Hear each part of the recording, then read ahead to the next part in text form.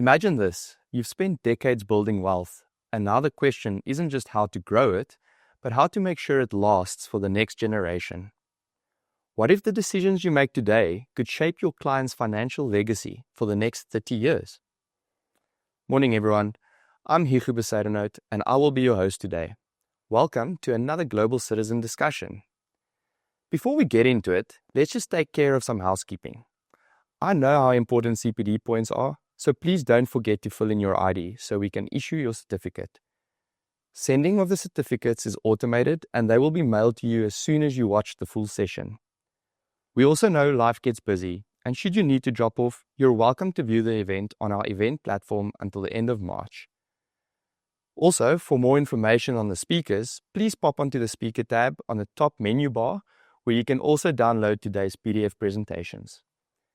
Please also remember that you can engage with our speakers via the Q&A section, who will either answer your questions in real time or provide a response after the session. So let's dive in. Our experts are ready to guide you through the opportunities and considerations that come with being a true global citizen. I'm going to hand you over to our first speaker today, Robert Rhodes, who is the MD of Momentum Wealth International based in Guernsey, and who will kick things off with an introduction.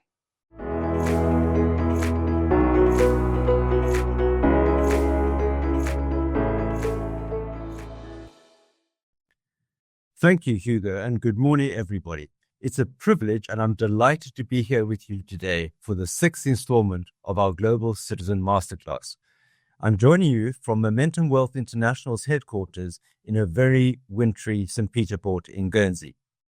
At Momentum Wealth International, our aim has always been to empower financial advisors and their clients to think and plan beyond borders.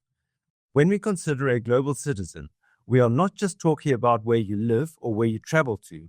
We consider how you position your wealth, your investments, and your legacy in an interconnected and ever-evolving world. Over the next decade, trillions of dollars will move from one generation to another. This is the largest transfer of wealth in history, and it's occurring in an increasingly complex environment. For example, tax rules differ across jurisdictions, currency fluctuations can decrease value and, of course, increase value, and succession laws vary widely from country to country. However, for advisors, this is not only a technical challenge, it's a strategic opportunity. At Momentum Wealth International, we want to help you take advantage of that opportunity. So we offer solutions that simplify offshore investing, improve wealth transfer efficiency, and provide your clients with peace of mind that their legacy is secure. Whether through innovative endowment structures, trusted partnerships, or access to global investment options, our goal is to make intergenerational wealth planning accessible and effective. So today's session is all about a topic that is becoming increasingly important for financial advisors and their clients: intergenerational wealth transfer and planning. As advisors, you know that wealth isn't just about numbers, it's about value, security, and continuity. In the next hour or so, we are joined by a team of legal, financial, and fiduciary experts, and will explore practical strategies for structuring international investments, discuss the role of offshore solutions in intergenerational wealth planning, and share insights on how to navigate multi-jurisdictional challenges. Because at the end of the day, wealth isn't just about accumulation. It's about preservation, continuity, and impact across generations. So I thank you for taking the time to join us on this short journey. Thanks, Robert. As a parent myself, I've also started to notice that as I get older, my thoughts are increasingly swinging towards my child's future. The importance of structuring is not lost on me, and as always, I'm excited to see the key takeaways of today. Next up is Adele Botma. She's a regional manager with Momentum Wealth International, and she will guide us through some interesting statistics and developments when it comes to intergenerational wealth transfer.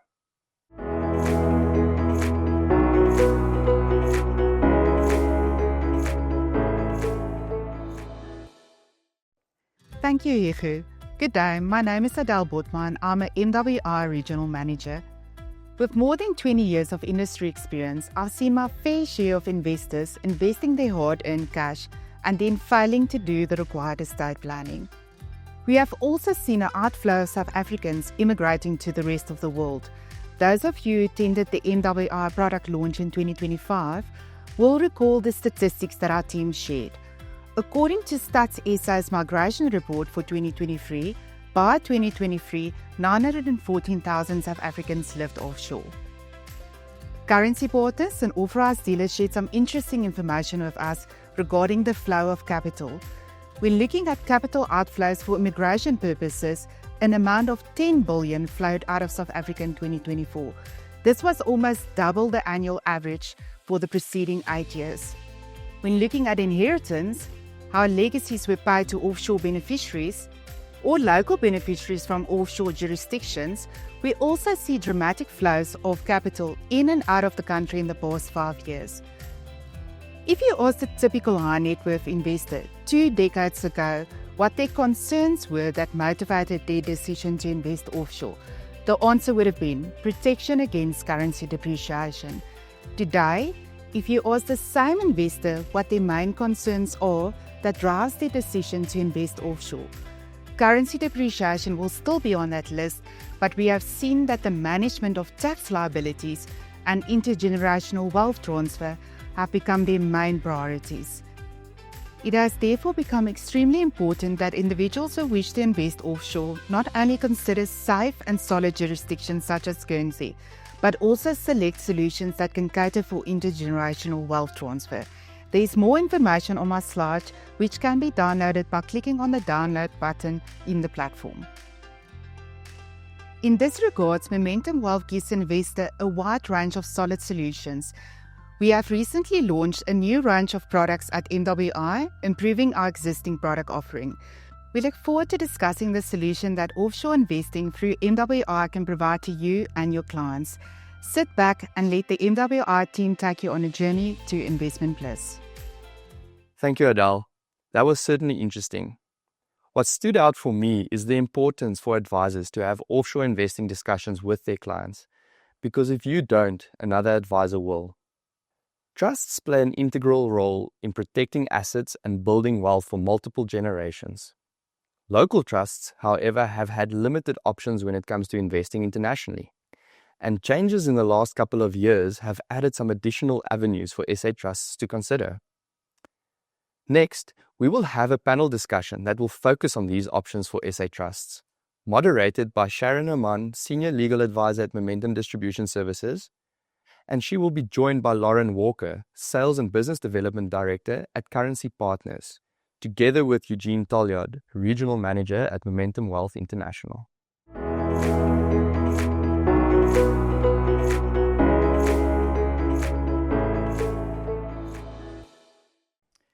Thank you, Hugo. Joining me today is Lauren Walker from Currency Partners and Eugene Tolliard from Momentum Wealth International.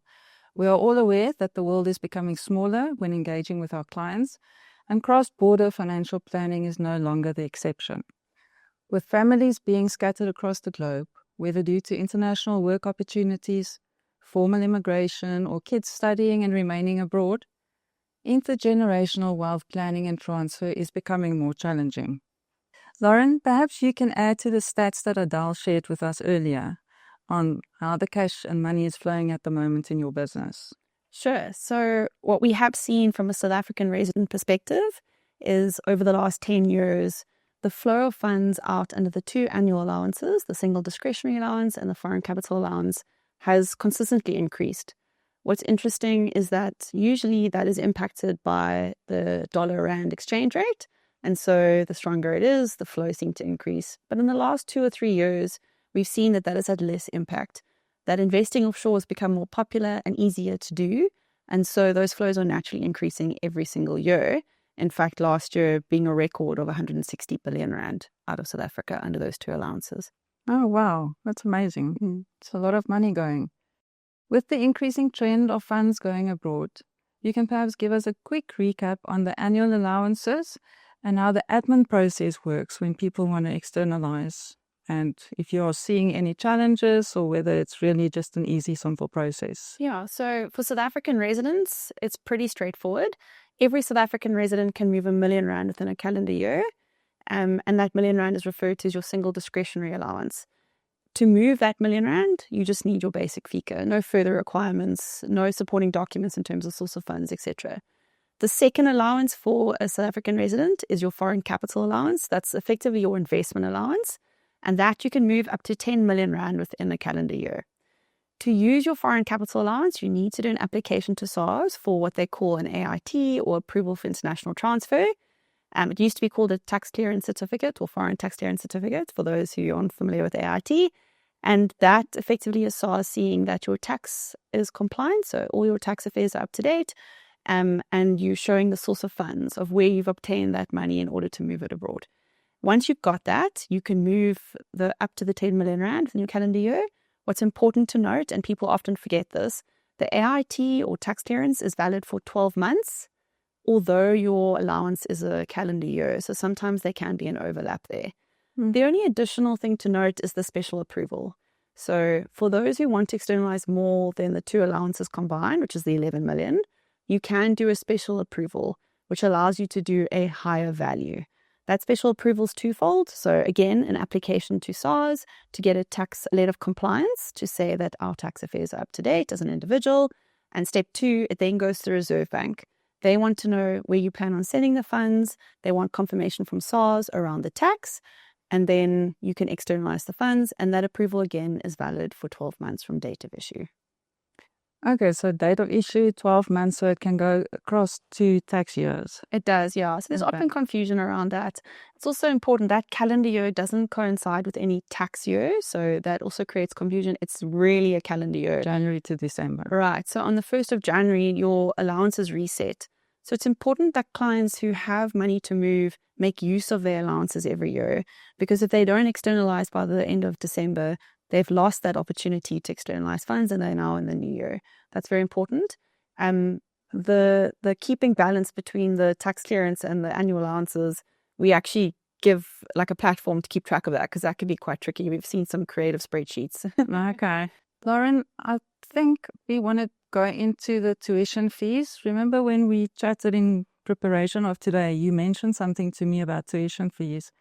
And I thought it may be a good thing to share that slide with our audience so that they can just take note of what I've learned from our discussions. So maybe, please share it with them. Sure. So you'll see in the slide, what's interesting is that the funds coming into South Africa for tuition fees by far exceeds the flow of funds going out for tuition fees.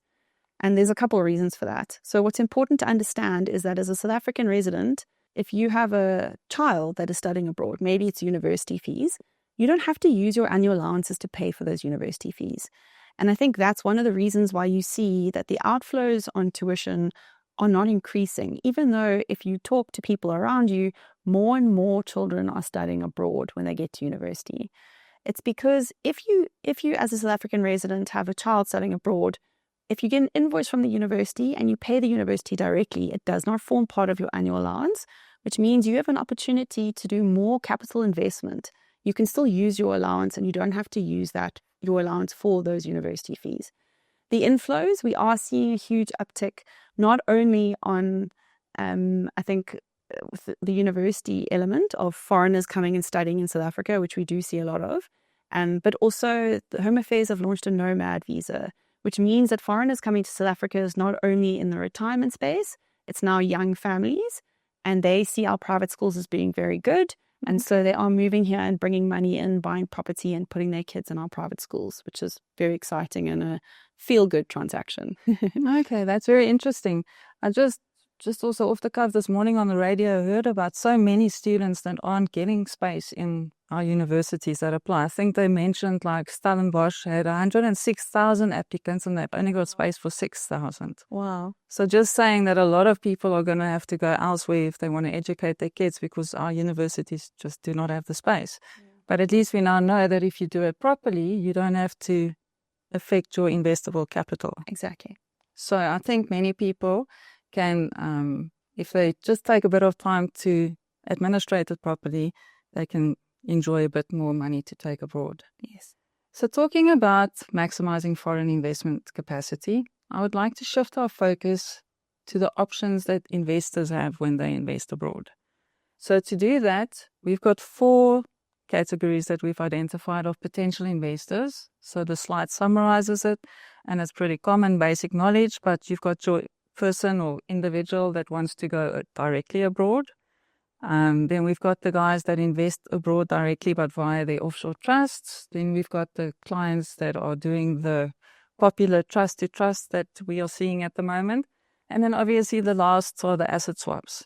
So if we discuss these 4 categories a bit, I think just before I want to check with Eugene to find out from MWI's point of view, which of these categories are you seeing a lot of and what are they investing in at the moment? Let's look at the last year or 2. Yeah, and Sharon, if I can maybe take that lens and widen it a bit further, it's interesting to see how the platform's developed over the last, let's say, 10 years especially. If we go back 10 years, the flows were predominantly in the flexible, open-ended type of products on the platform.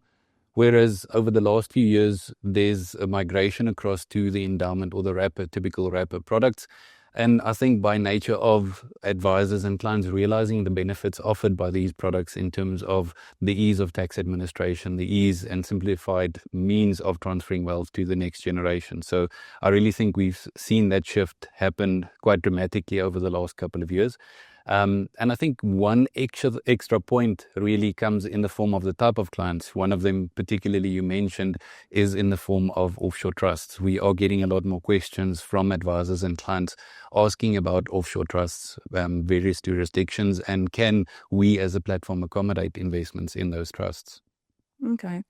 What's positive, I think, with seeing an uptick in offshore trusts as the ultimate investor is obviously that financial planning is taking place and that advisors and clients are having the discussion of where must we invest our money to, first of all, protect it and obviously to make sure it transfers to the next generation effectively.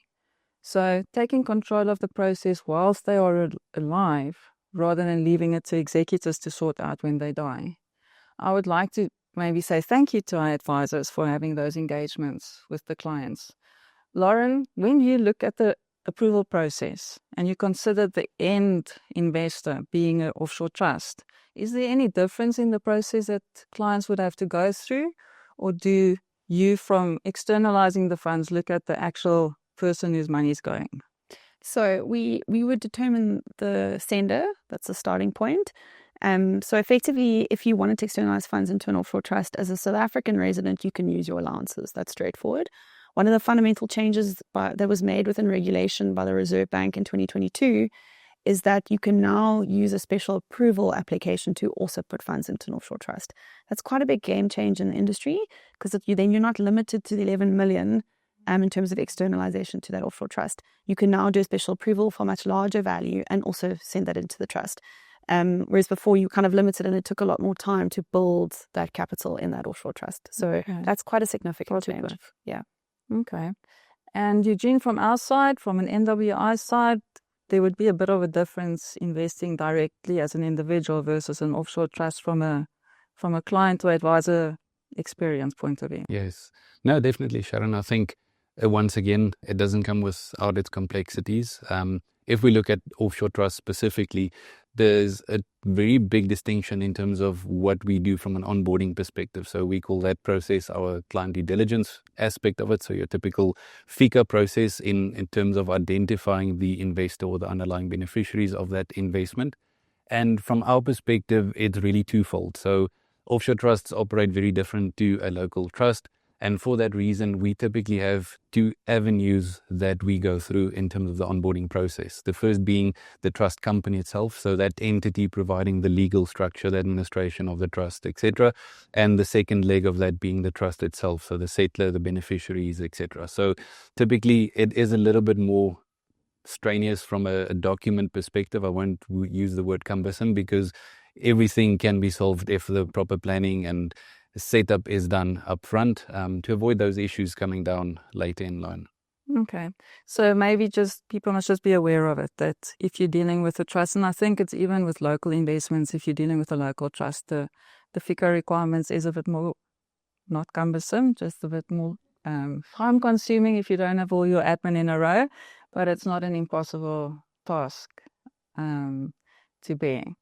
So looking at offshore trusts and seeing that we came to that point, as you said, Eugene, a lot of clients might not have trusts yet. They ask whether they should set it up, whether they should use it, whether it's something that we can accommodate, which obviously we can, but we also have to consider maybe having this platform when clients go into trusts and consider the trust, the discussion that we should have with clients as financial advisors. Because even though a local or an offshore trust can be a very effective estate planning tool, it can also not be for everybody. So I thought in preparation for today, what would you discuss with the client if you are looking at offshore trusts? And probably the first one from my perspective is to say to the client, you're going to lose control of your money.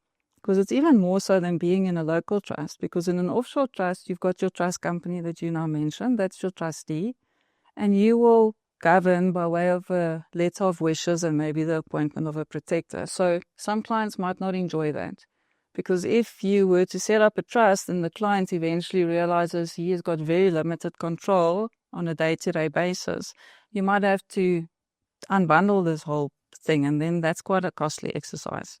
Second point that I think is valid is the costs, because obviously depending on the jurisdiction and the currency being used, the costs can be quite excessive, or not excessive, but expensive if you compare it to the rand-based costs that we are seeing in South Africa.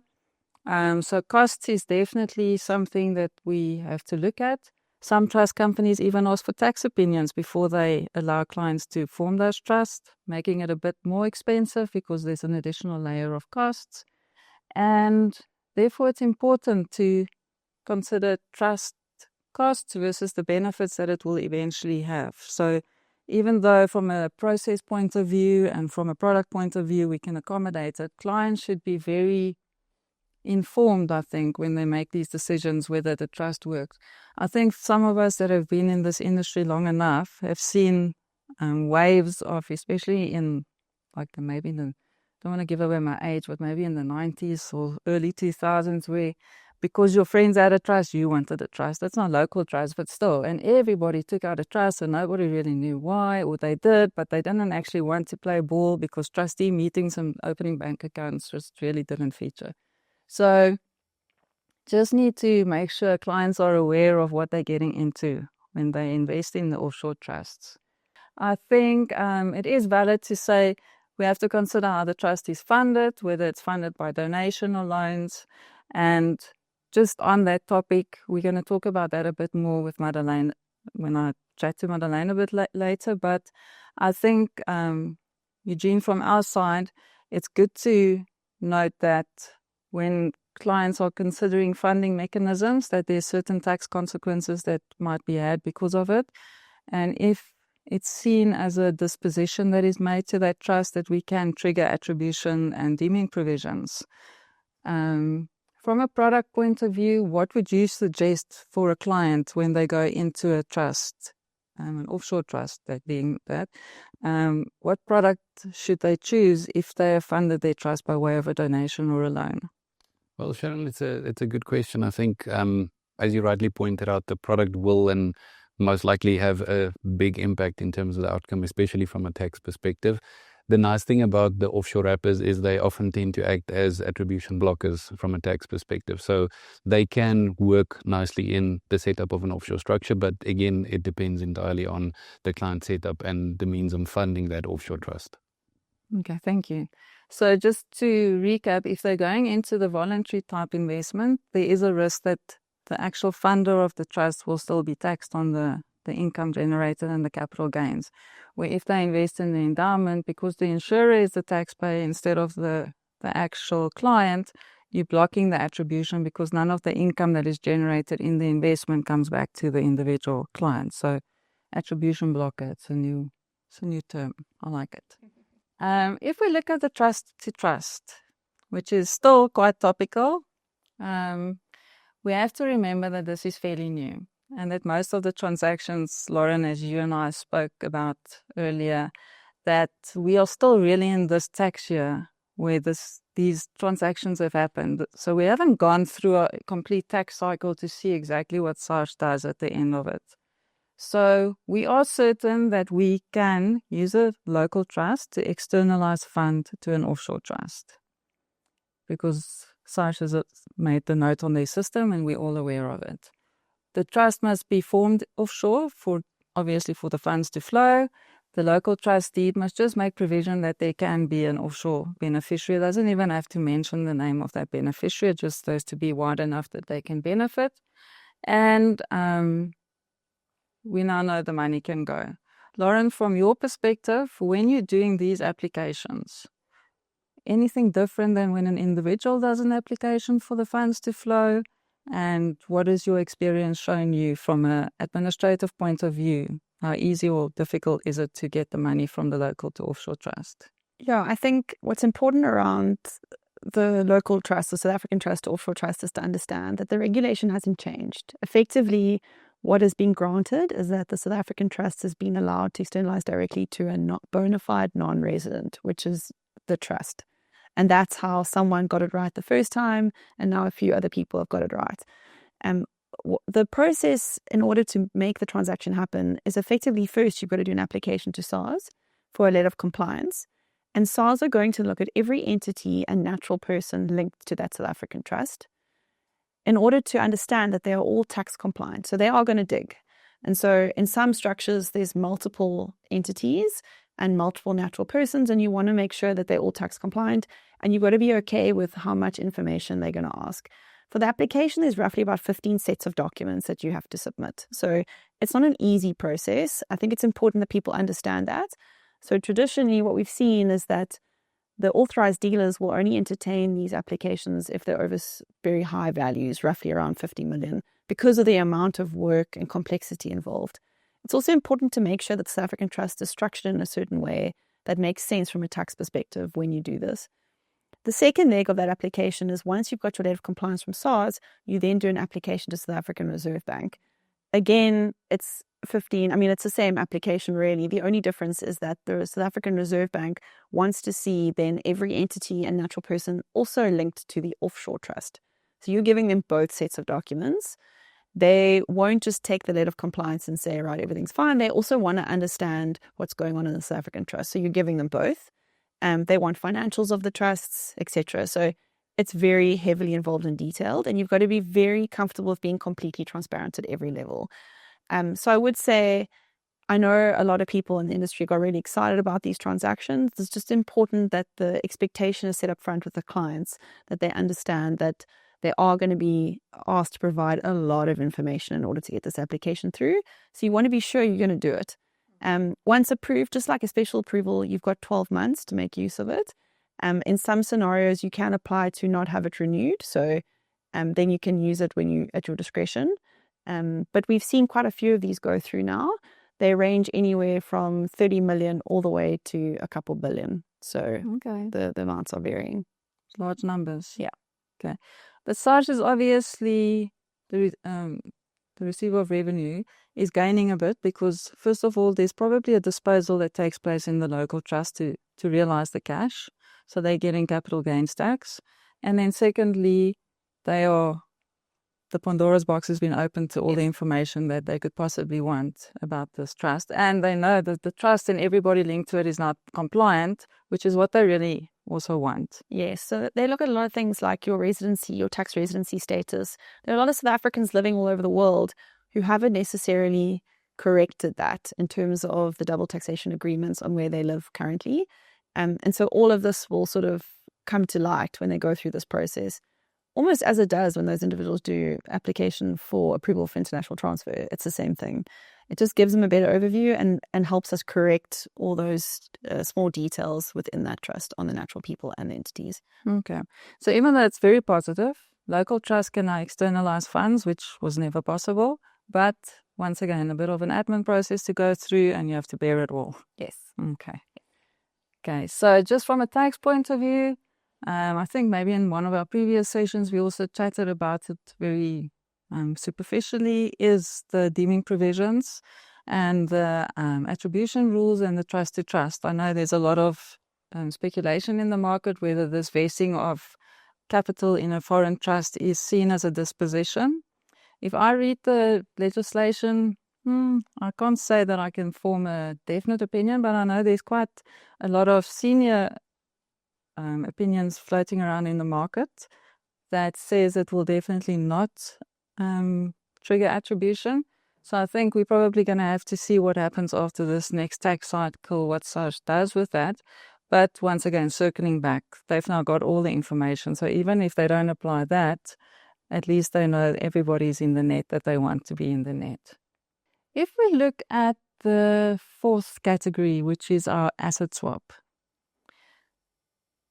which nearly can be seen if you now have gone through all these processes and probably saying the client that did not pass the process must now go to asset swap. So it's like the naughty corner for foreign investments. But no, just that's a joke. It's probably not that.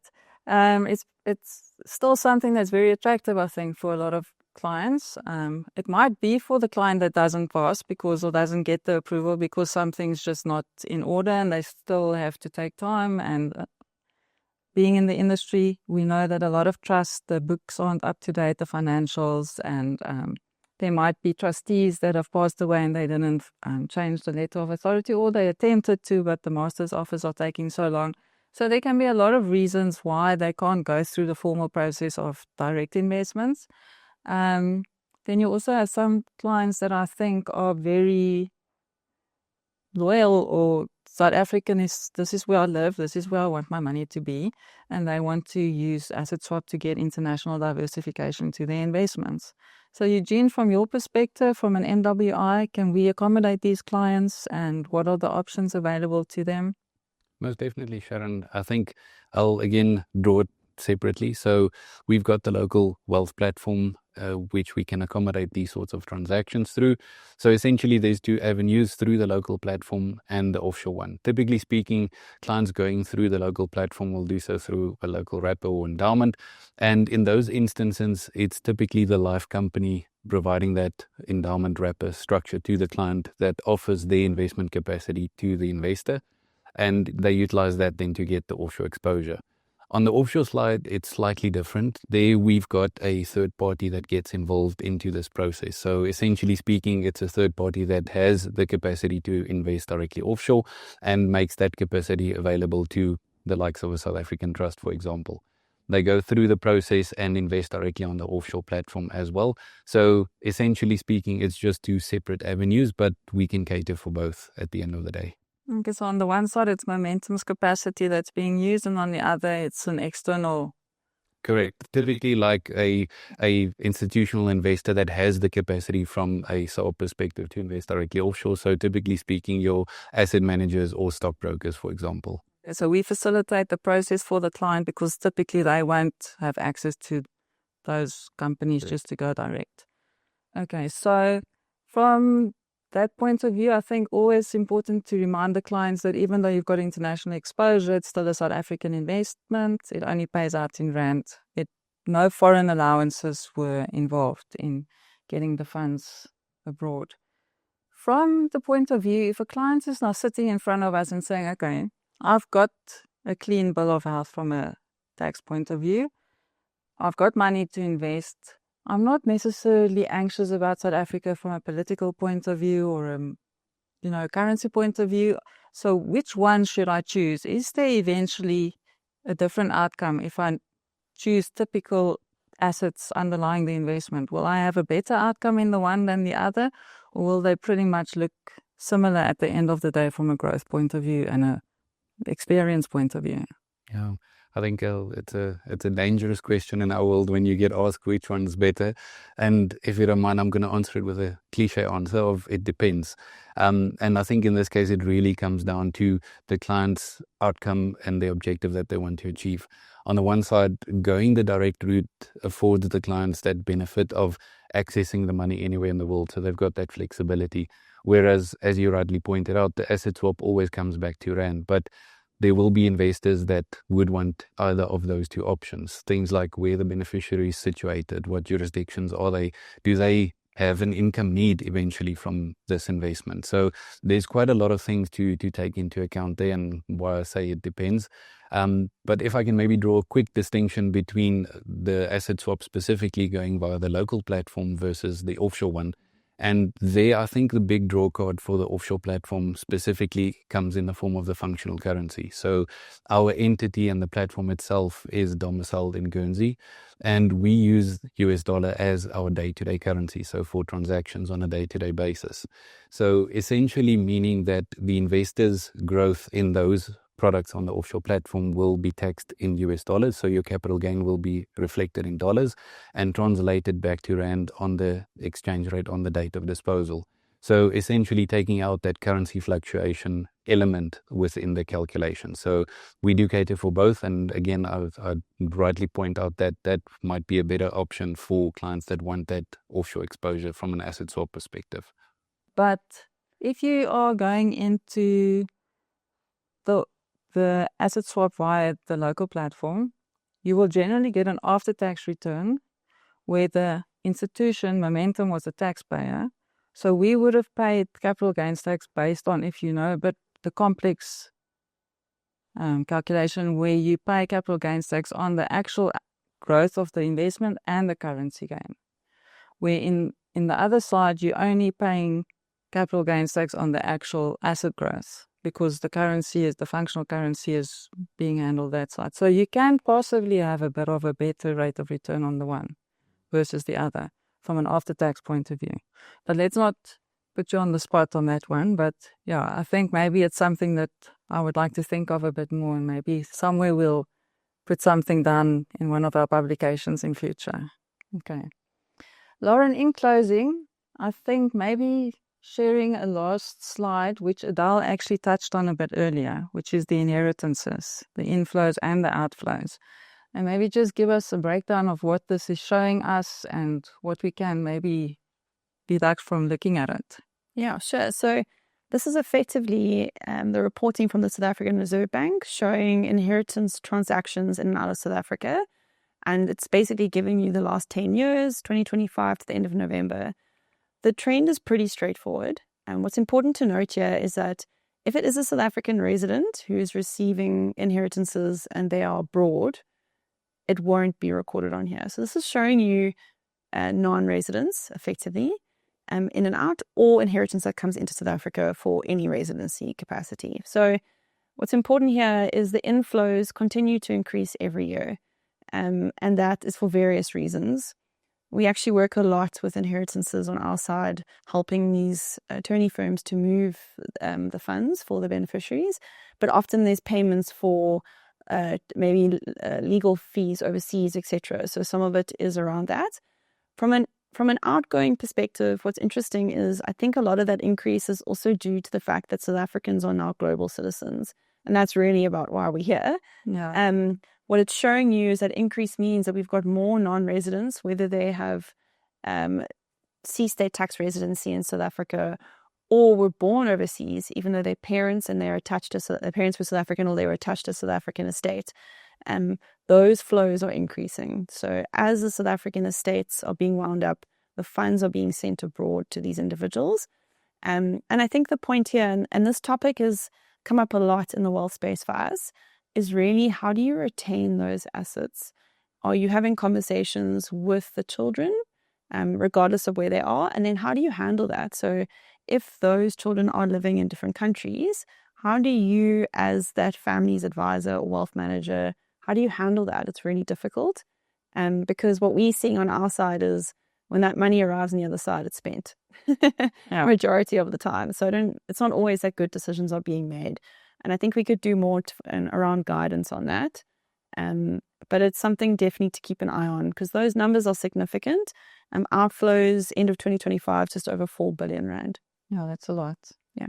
So as you say, it's really the money is payable. The heirs are taking it where they are and they're probably spending it and not necessarily preserving the wealth for themselves, even, never mind the next generation.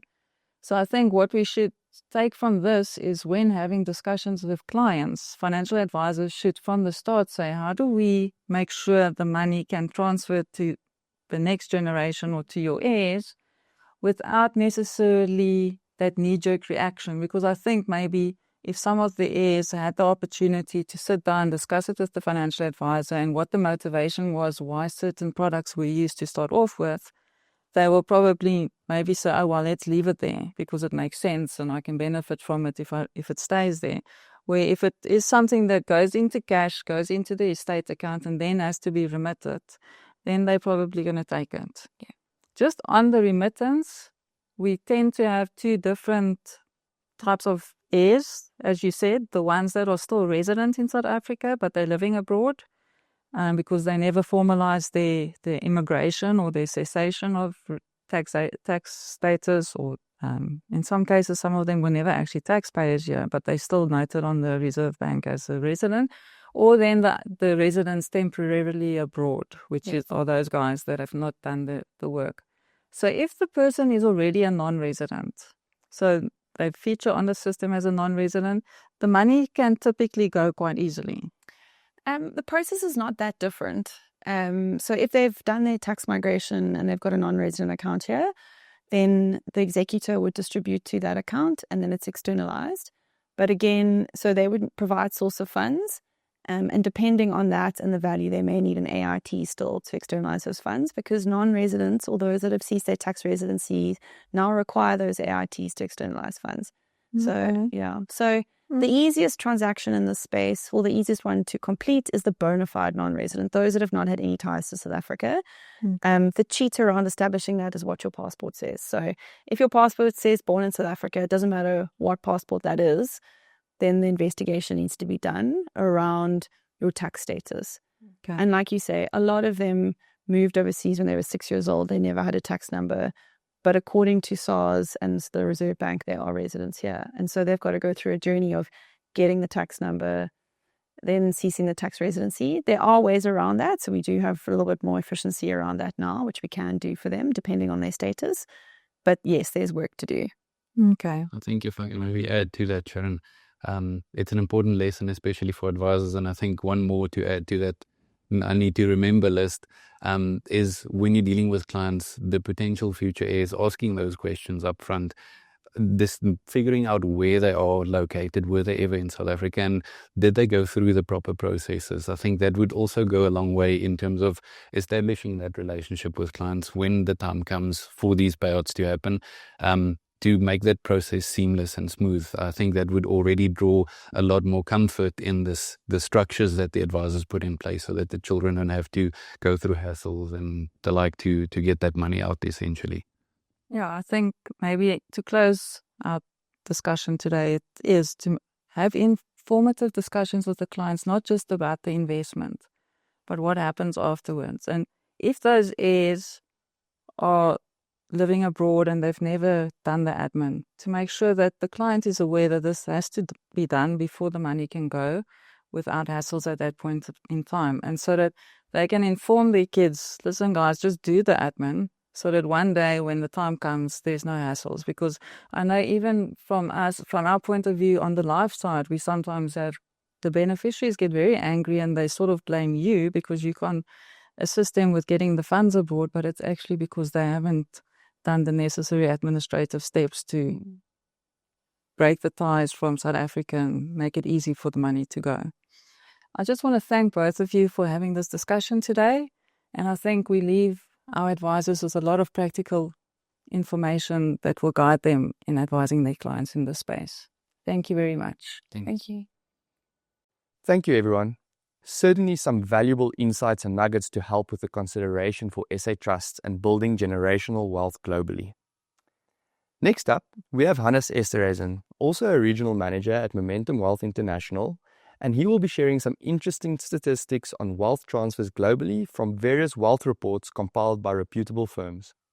He will also leave you as advisors with practical tips on how to manage these transfers with your clients and their heirs.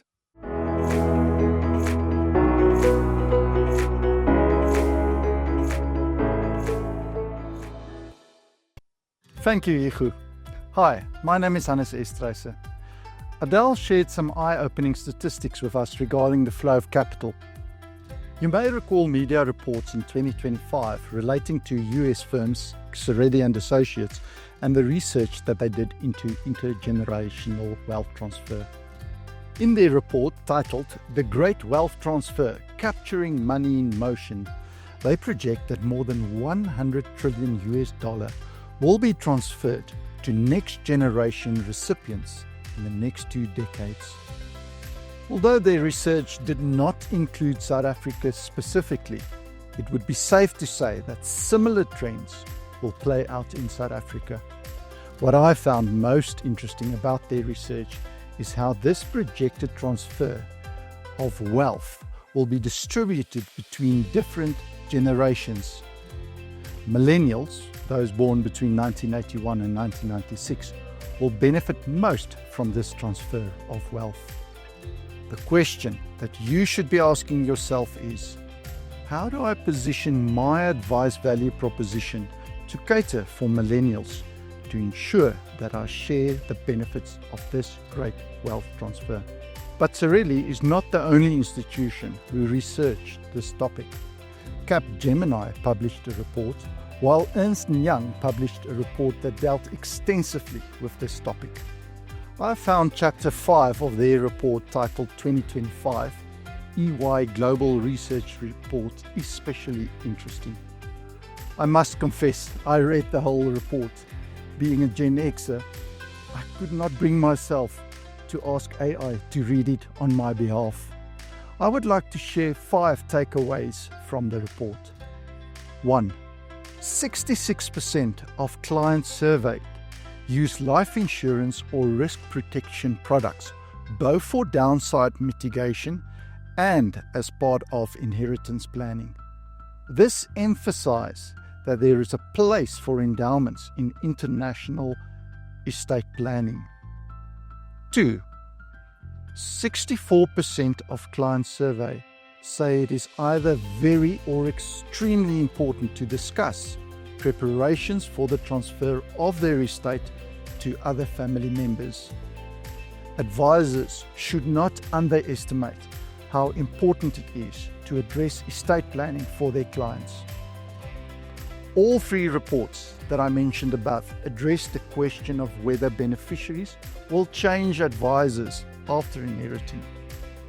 Although there's no definitive answer to this question in the reporting, the EY report did find that millennials are much more likely to switch advisors in general. The next point they made, 45% of clients view planning for inheritance or wealth transfer as becoming more complex. 2 years ago, this figure was 34%. Market volatility, political instability, and inflation are given as reasons for this change in attitude. Advisors need to hone their skills as estate planning. The last point I would like to make is perhaps summarized or best explained by a direct quote from the report. Firms need to start early with a focus on both more and less well-prepared clients. Wealth transfers takes years or even decades to plan and to execute. It will be too late to build a trusted relationship with inheritors during or after a transition event. Now you may ask the solution. The EY researchers also investigated what advisors can do to make both inheritors and donors stay with advisors. They identified 5 action steps advisors can take. 1. Build trust through open and honest communication. 2. Offer personalized and tailored financial strategies. Select a provider such as MWI, who has a wide range of product solutions available. 3.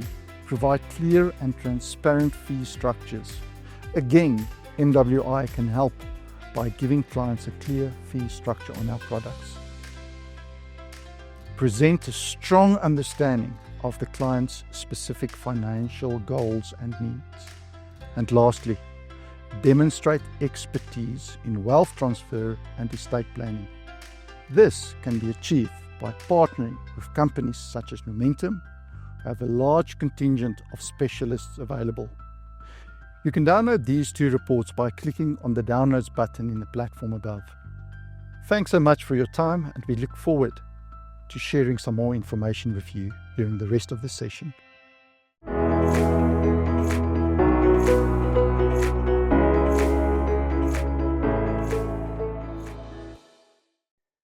One of the questions that come up frequently when advisors talk to clients and when we engage with financial advisors is, when is the right time to go offshore from a currency perspective? Should we wait for the rand to reach a certain level before we externalize money, or doesn't it matter? So with me today is Vongani Masangweni from the Research Hive at Momentum Investments and Maurice Celia, Regional Manager at Momentum Wealth International. Vongani, let's start with you. Can you tell us a little bit about the Research Hive and your current role with them? Thanks, Hugo. Hello, everyone. I'm Vongani, and I'm part of the Research Hive at Momentum Investments. And the Research Hive was established to strengthen Momentum Investments' long-standing research and evidence-driven decision-making culture and make it more accessible to all parts of our business. It's really the central hub that connects researchers, portfolio managers, and business teams, ensuring that insights and innovation flows across the organization for the benefit of our clients. Our work covers everything from reviewing and interpreting technology trends and client behavior to investment process and product innovation. While we focus on providing thought leadership, what's key is that our research is not research for the sake of research. It's research that helps improve our decision-making and ultimately enhances our client outcomes. In my role as a quantitative research analyst, I focus mainly on the investment side of the hive, applying data-driven methods to explore questions that help our portfolio managers make better allocation decisions and clients a clearer understanding of investment dynamics. Okay, thank you for that. So you recently wrote an article a little bit about the impact of trying to time the currency and the impact of it on investment outcomes. Can you tell us a little bit about where that comes from? Why did that article come about? Yes. And well, that comes from a question that we hear almost every time from investors and advisors, especially when the rand moves sharply like we've seen recently. People often ask, should I wait for the rand to strengthen before investing offshore? Or wouldn't I get a better return if I just try and time my entry? At the Research Hive, we wanted to test the idea using data rather than intuition. So we analyzed the rand-dollar exchange rate and its impact on global equity, bond, and cash returns from as early as January 1999 to May 2024. This is a long period that includes multiple currency cycles, crises, and recoveries, so perfect for the study. The first part of the study looked at quantifying what happens if investors are not invested in the right time and miss the most important currency days.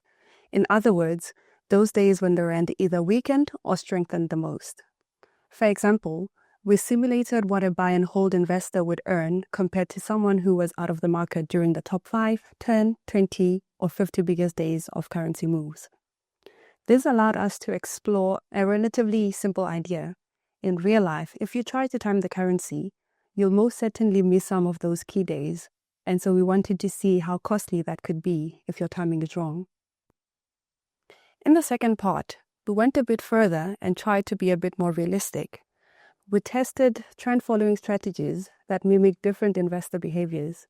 We created 3 profiles, a conservative, moderate, as well as an aggressive strategy, each with different rules about when to shift money offshore based on how much the rand had moved over a 3-month period. We then compared those strategies to a straightforward buy and hold approach. The results were quite clear across all profiles. The active strategies underperformed the simple long-term approach. The more aggressively you try to chase currency trends, the higher the volatility and worse the outcomes. So the research essentially shows that while the temptation to wait for the rand level is understandable, the data doesn't support that behavior. Over time, staying invested in quality global assets and avoiding short-term currency calls delivers far more consistent results. Okay, so, what I hear is that trying to time the currency is not a good idea and invest when you can, right? You mentioned some quantifying stats, etc. Can you give us a little bit more info on what it means when you miss the top performing days by trying to kind of time the currency? Yes, timing currency can be quite costly. We already know that it's not a good idea, but there are costs associated with that, like a transaction cost, as well as if you miss the biggest or the biggest rand appreciation, as well as the biggest rand depreciations. That can be quite costly. But then when we looked at the different approaches or strategies, whether you are a moderate and aggressive or a relatively more conservative trader, as you can see from the chart there, where we're looking at the effect on long-term equity returns, you can see that the long-term approach actually delivers higher performance with lower risk over time. Thanks, Bongani. That really gives us a bit of a perspective of what this all means. I'm going to switch to you, Morris, and I want to get your take on it. So you engage with advisors, daily. What is your kind of take and experience on this topic when engaging with these advisors? Thanks, Ihu. Yes, that question does come up regularly. And I usually get the sense when talking to financial advisors and clients that they get fixated on just what does the rand do. Instead of thinking about when I'm doing offshore investment for the long term, the rand is one component of it, but also got to look at the investable universe and also got to think about diversification. If you look at the chart on the screen, for example, you'll see the massive inverse relationship between what the market does and what the rand conversion rate is. And it's very, very difficult to get that timing spot on. Okay. So you're faced with this question quite regularly, maybe the $1 million questions. Then how do you deal with it? What is your response? It's always a different conversation, but I try and remind them that the rand conversion rate is only one part of the equation, right? Because if you do go offshore, you've got other things you have to think about as well. You have to think about, I'm going to externalize money, and then asset allocation really becomes something I have to think about. Then I have to think about the currency allocation. I got to think about that once I've decided on asset allocation. Am I going to use actively managed unit trust funds, or am I going to invest into passive ETFs? Or am I going to use a managed share portfolio? So I try and remind them that, the rand exchange rate is one component of the conversation, but where I invest my money into eventually is a much more important decision and drives long-term returns far greater than just the currency call. So, Morris, we've now heard both of your views. Do you still think that advisors or clients, they'd like to still control or have some sort of influence on the currency that they take, the currency exchange rate at which they take their money offshore? If that's true, what are the ways that you can actually influence it from an advisor or client perspective? Sure, it is still true. People do want some form of influence when it comes to taking money abroad. And generally, when they do take money abroad, they use an authorized dealer or a forex provider. Now, these forex providers have services that they do offer, and they understand the dynamics. So usually there's a conversation between the client and financial advisor in terms of what levels are we externalizing money, when do we pull the trigger, and what's our type of approach, because they do have their own expertise in terms of currency and research, and they always have a view in terms of when they want to externalize money.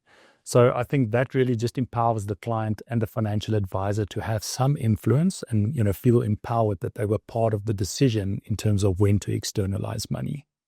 I think the other important thing is that once you exit the investment one day, you can, of course, also bring money back at different levels of exchange rate if you feel that's the appropriate thing to do. And once again, you want some involvement in terms of at what exchange rate, what is happening. Okay, well, thanks, guys. Thanks for clarifying maybe some misperceptions that people might have on timing the currency. For me, no one has a crystal ball. I think invest when you can. As long as it kind of ties in with your needs, timing the currency just isn't the play. If I can add one thing here, I think at the end of the day, I think we all agree, Bongani and myself, is that timing the currency is one part of the equation. Apply your mind, influence it as best you can, but all evidence suggests that over the long term, take the money out when you're ready to and invest, and the exchange rate won't be so prominent over a long period of time. Thanks, guys. Certainly food for thought there. I hope that this conversation has equipped you with some insights to navigate the currency timing conversations with your clients. Marius Fungani, again, thank you for joining us today. Enjoyed the conversation and appreciate your time. Thank you. Now, we turn to two familiar faces who have become synonymous with our Global Citizen webinars. Sharon Aman is joined by Madeleine Schubert, an experienced attorney at Boshoff Inc. Attorneys. Together, they will unpack the technicalities of building wealth globally, but more importantly, how to structure and transfer that wealth effectively to the next generation. This is where strategy meets legacy, and you won't want to miss this.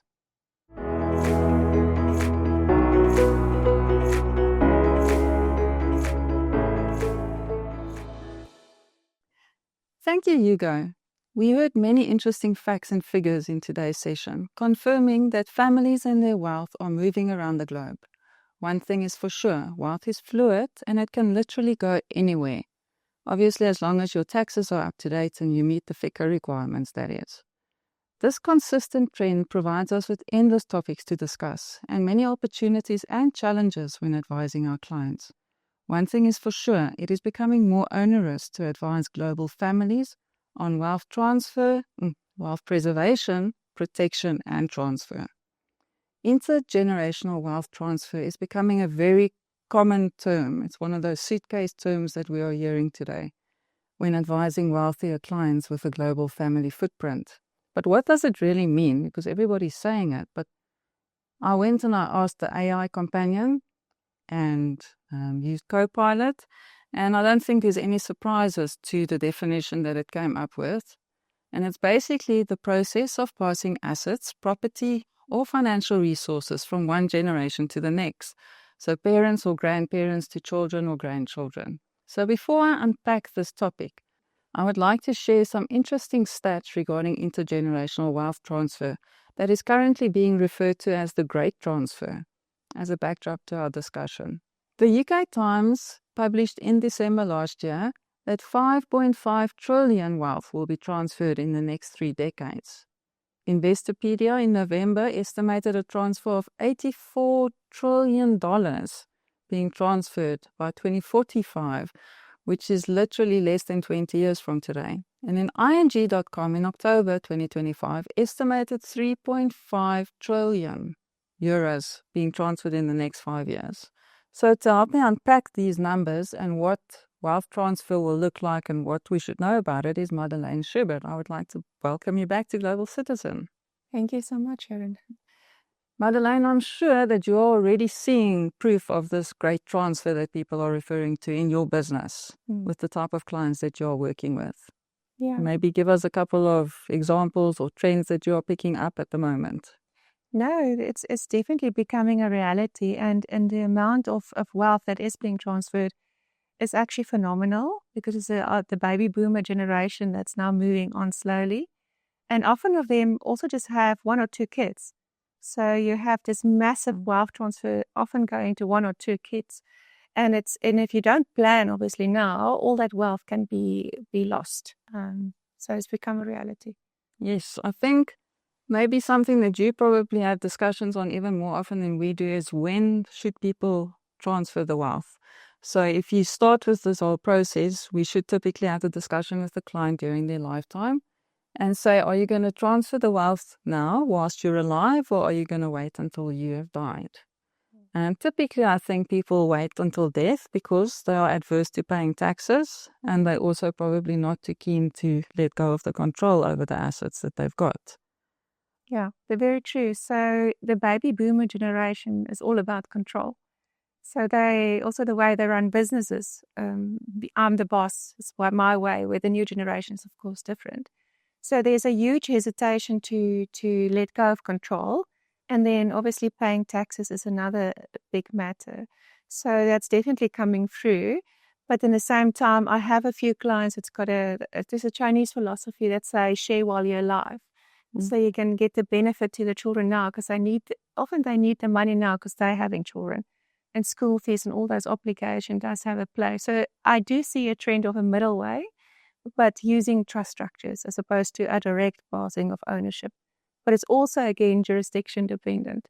Because in some jurisdictions, you rather transfer, for example, in UK, you will transfer assets within the 7-year period, where in South Africa, you probably will look at a trust structure. So Okay. it's complex. Yeah, so complex.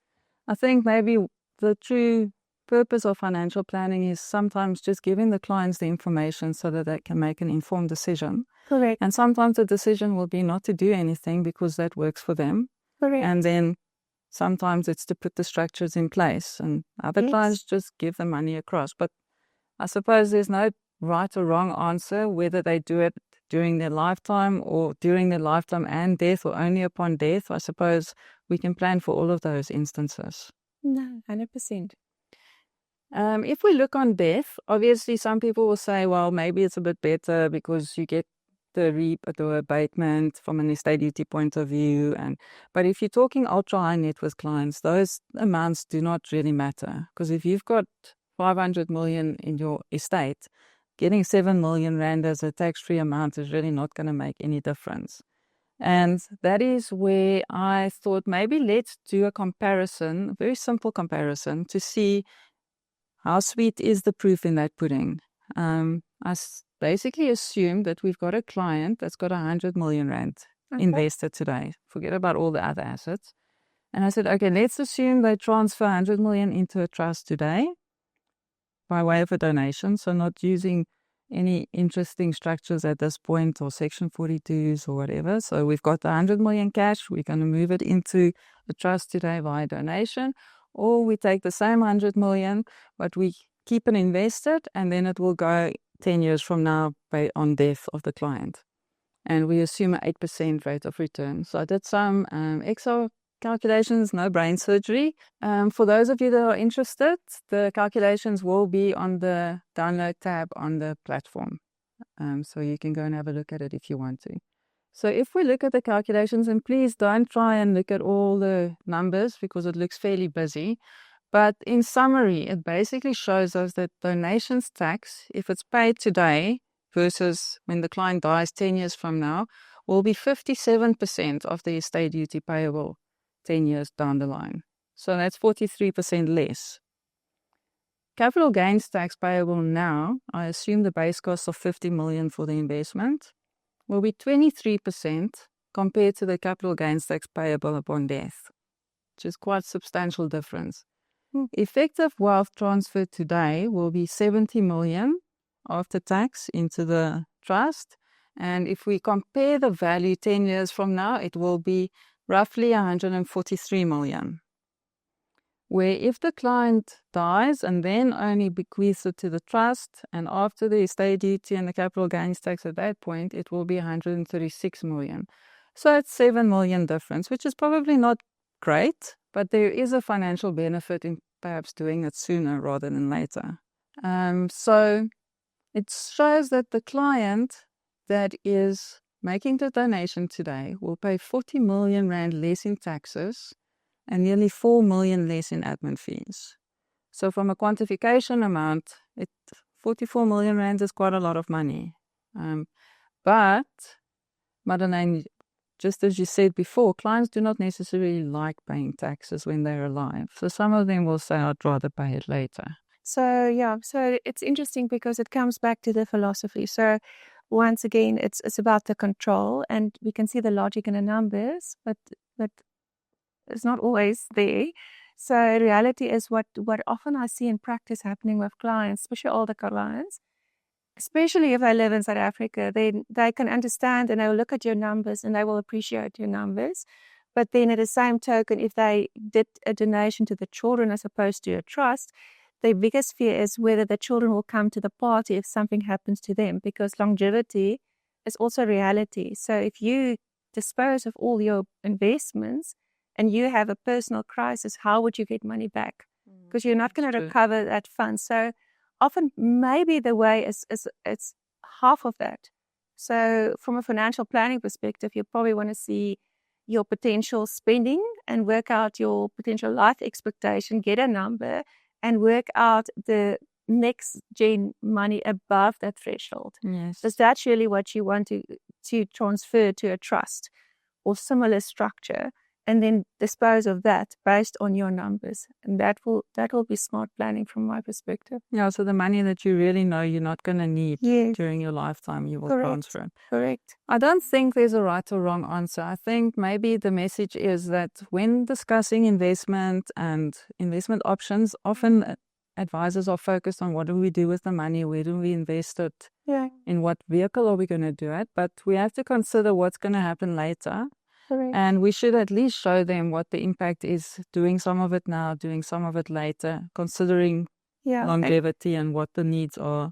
100% is also the different asset classes that you have, because you have, for example, your pension funds annuity stream, and you have your properties, and you'll have your passive investments. So it could be quite a interesting, it's not a straightforward answer. If you've got 100 million cash, then it's an easy equation, but often it's made up of different asset classes, and one will then consider different structures to house those classes in. So property is one strategy, cash is another strategy, your pension fund is another strategy, and then looking at the recipients and their needs, because you'll have one child that might need special attention, and because they might be a spendthrift, where we have another child that's maybe more money savvy or want to start a business. So it becomes quite a discussion with the family, and you actually need to become the business partner in a sense to walk the road.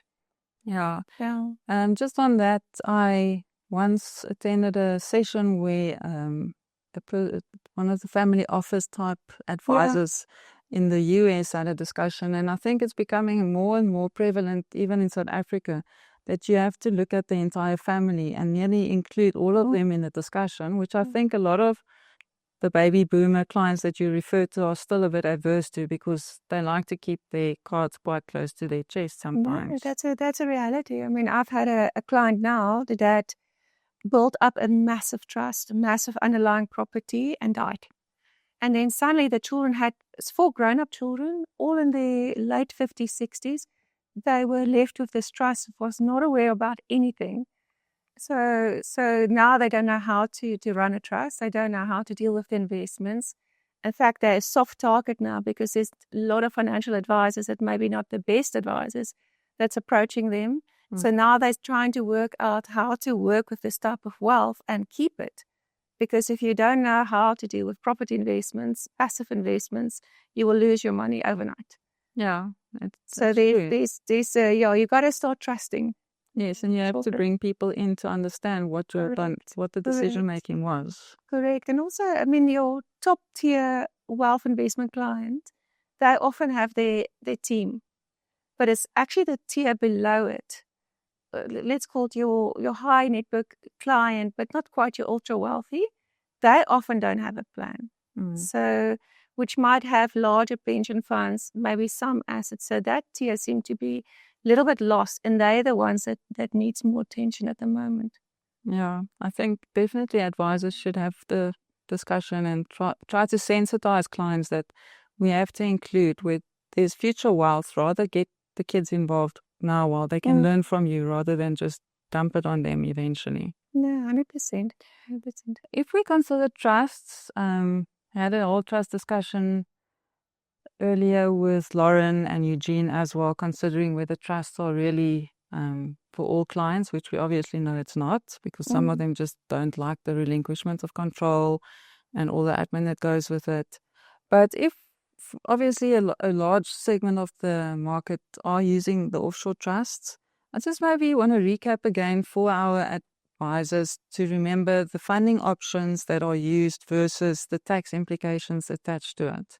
Okay. And you always explain it that even I can make sense of it. So it's fine. Maybe just give them a lowdown of all the taxes that they must consider when doing an offshore trust, and deciding where most clients will probably not want to part with the donations tax, using the loans, the interest-free or low-interest loans, and what the tax consequences would be for the local investor in that case.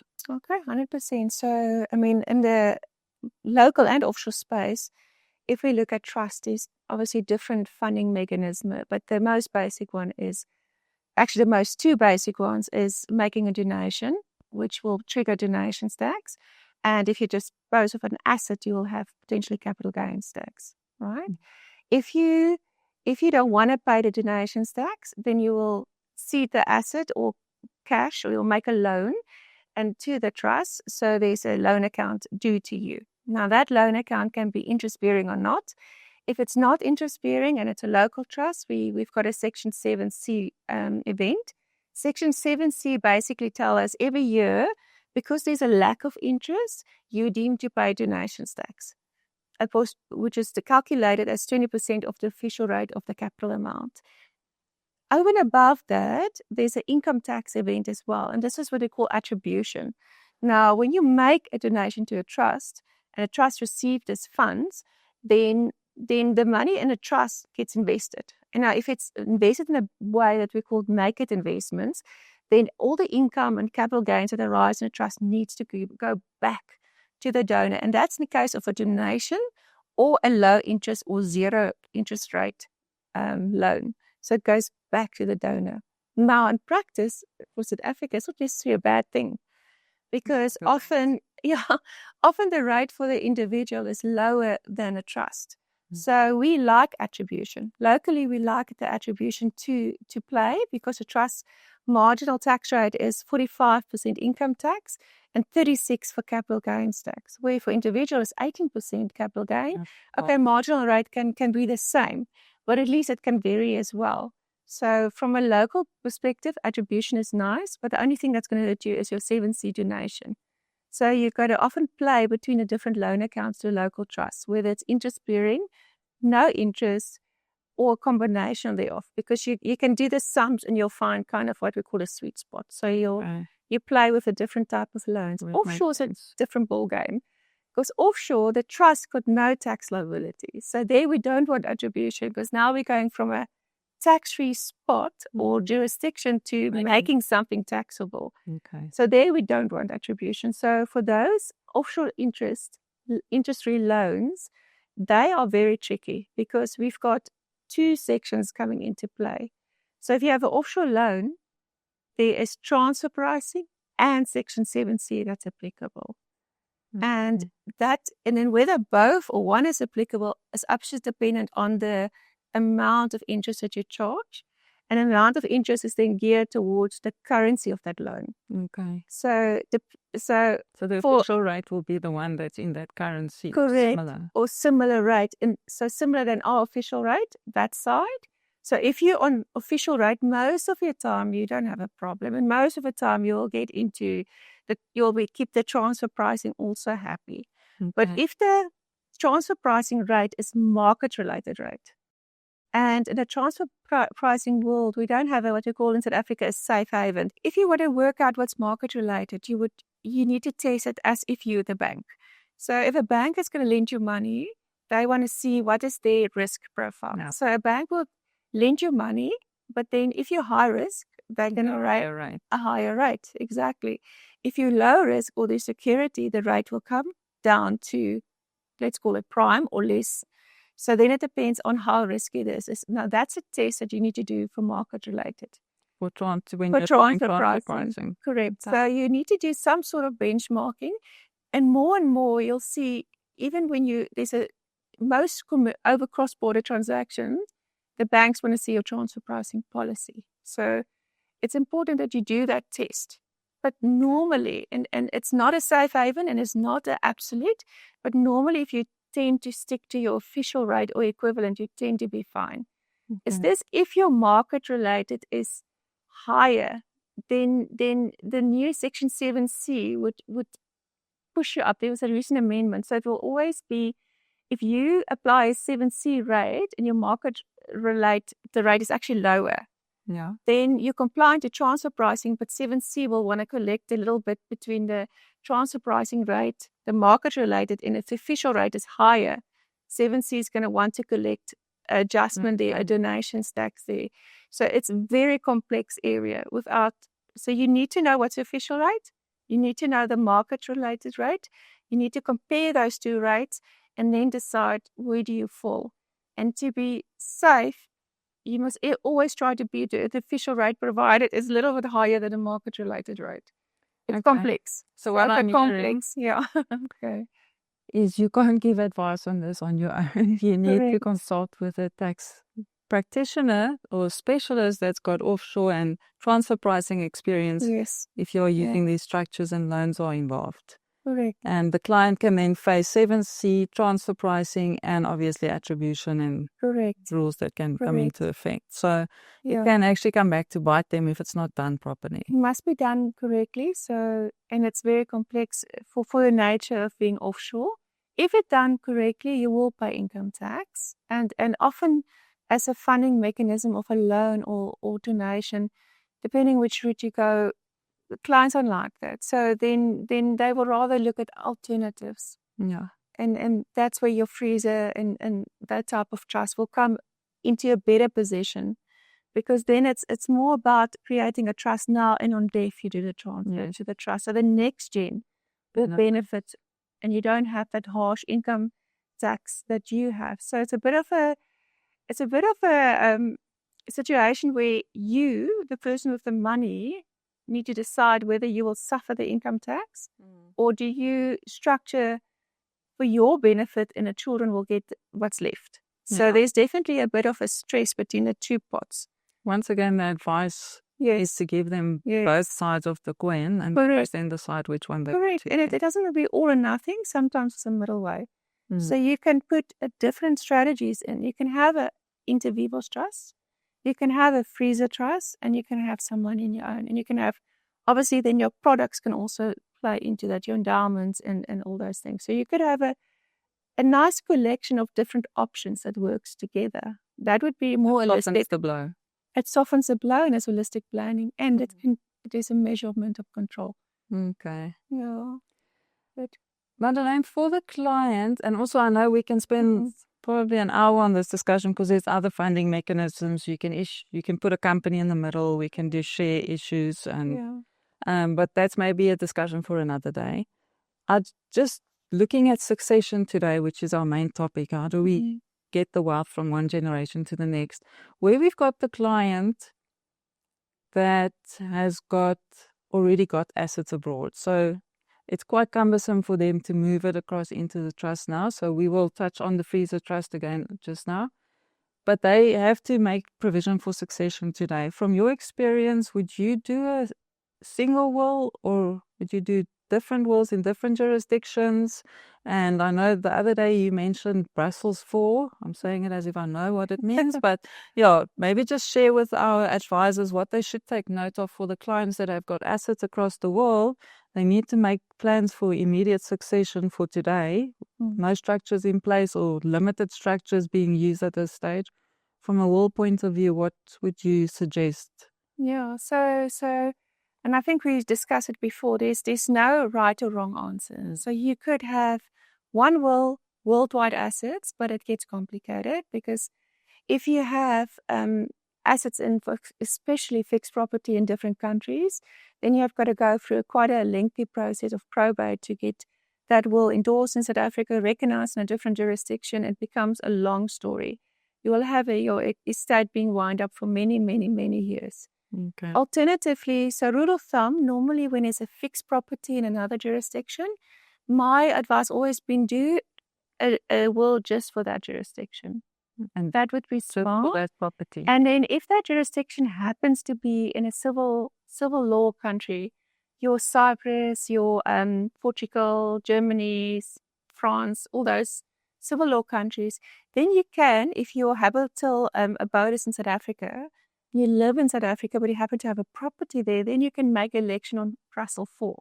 Now, Brussels 4 is an EU regulation. It allows us as South Africans, and actually the whole of EU, to say, I choose my country's law to apply to my assets. Okay. Which means our freedom of gestation and to whom we want to transfer property will apply, and not that civil law jurisdiction of, for example, Portugal. We override the legislation. Just for our viewers that don't know, civil law jurisdictions literally prescribe how assets must be.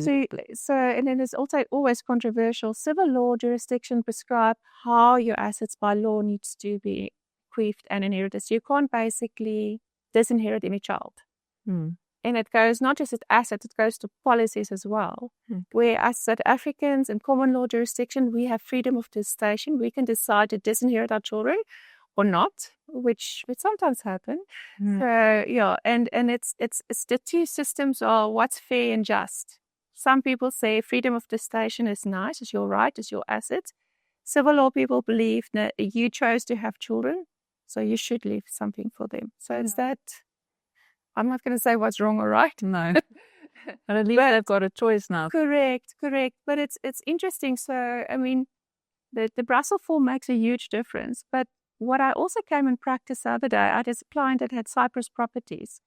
So we did a will for them, and applying the Brussels form, you've got to put a clause in your will that cite that clause, the Brussels form EU regulation, and you've got to specifically say that you South African national and you elect your country's legislation to apply to the property in Cyprus. Okay. Right? Very specific. It's very specific, and if you do that, will apply. But then you're still potentially going to have to appoint an executor in that jurisdiction. Now, the one client we would test, their executive fee was 7% of the value of that property. Oh, goodness. It's nearly double our rate.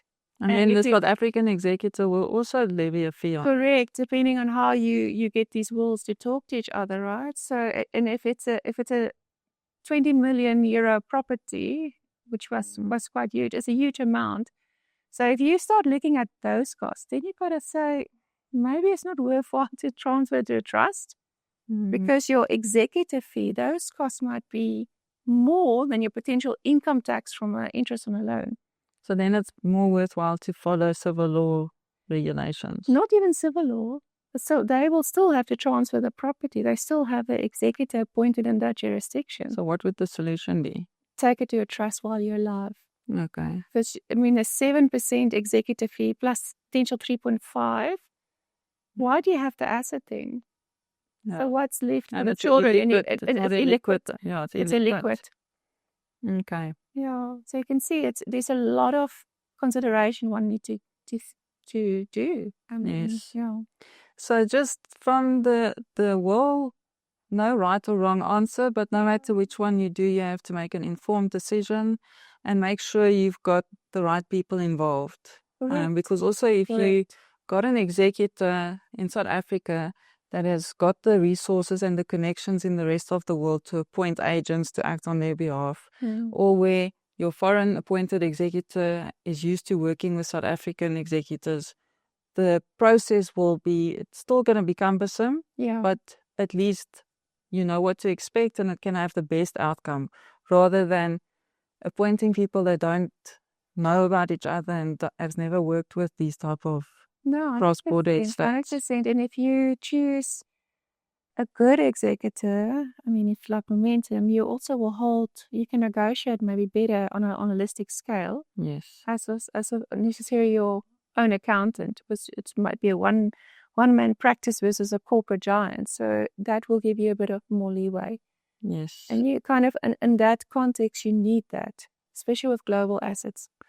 Yes, and then obviously putting on top of that, we've got assets in other countries. The slightest tax also now becomes relevant. Correct. And that puts another administrative spoke in the wheel that can need liquidity once again, and often not possible to get it out of the asset that's in that jurisdiction, because either it's immovable property or sometimes I've heard somewhere that they said the authorities were not willing to give them access to the actual investment until they paid the tax. So you physically have to nearly take the money from the South African estate, pay the tax to get the asset to be released. Yeah. And it all goes back to liquidity, right? Yes.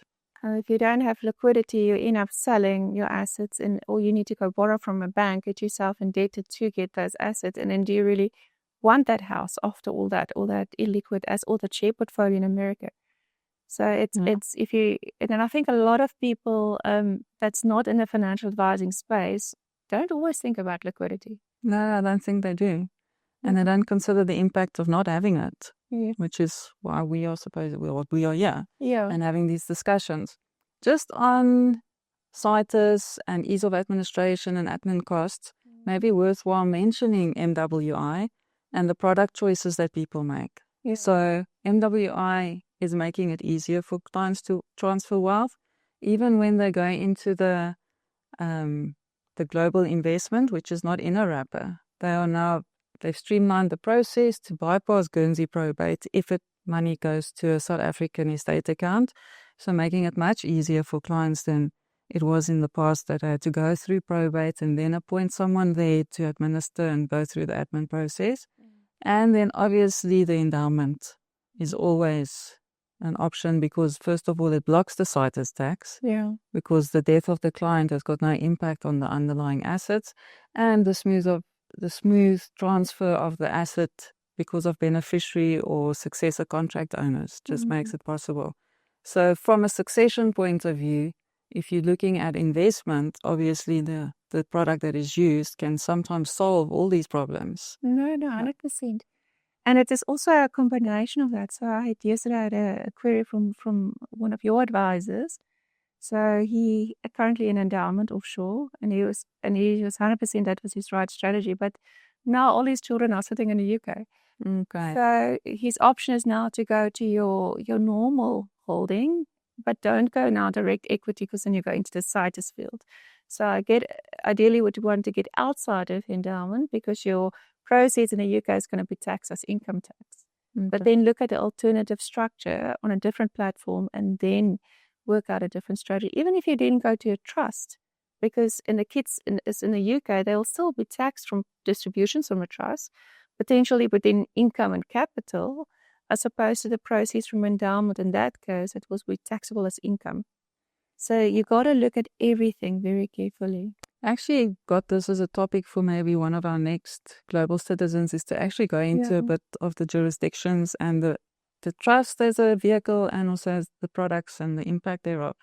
So looking at successive transfers and the impact that has on wealth preservation and wealth transfer, I did a calculation. And I said the 100 million client that we spoke about earlier, he dies today, the money goes to his heirs, and then 20 years from now, the heir basically dies, and then it has to go through the whole process again. Yeah. So the numbers really speak for themselves.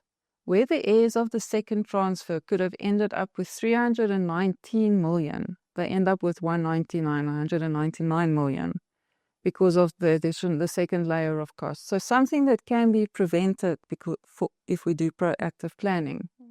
And that is where I think the freezer trust can come in, that you mentioned earlier. Definitely, because they're the cost from yourself to your children, or the cost from yourself to the trust is the same, but then with the trust it stops. Yeah, so you only have the first instance of costs.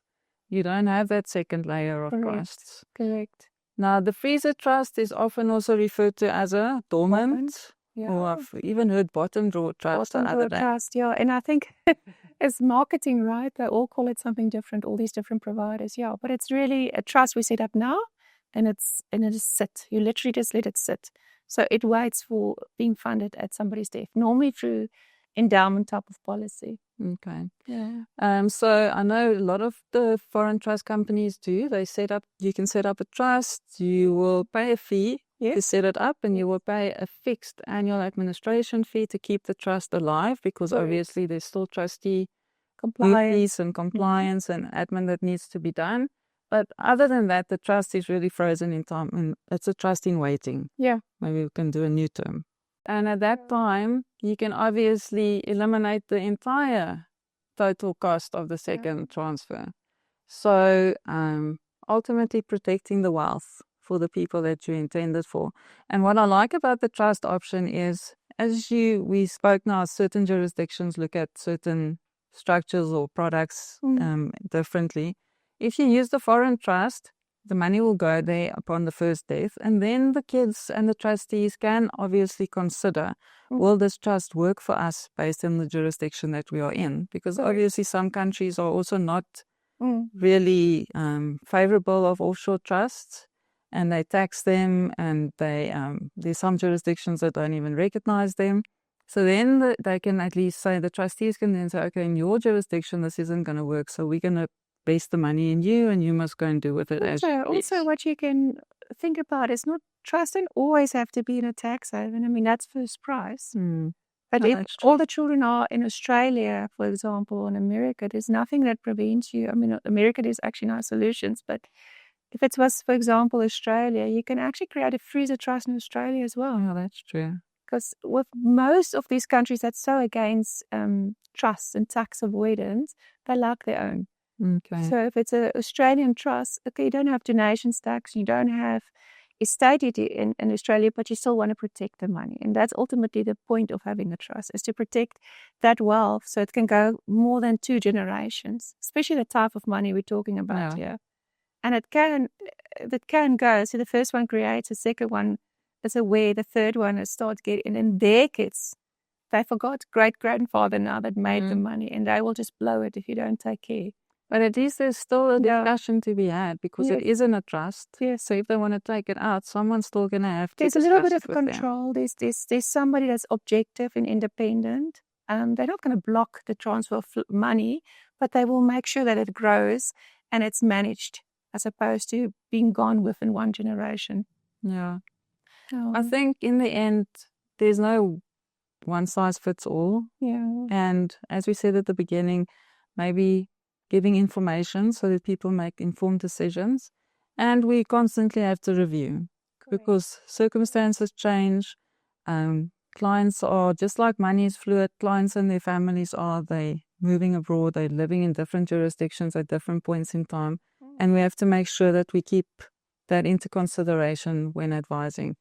So, as we said, to advise a global family is becoming a challenge. It's very much so. And I mean, this flying up this morning from Cape Town, there was a guy sitting next to me from Australia. So he's South African going to Australia, and he's coming home every year just to see, because his parents are still here. And now he says every year since he came back, he wanted to go back to Australia.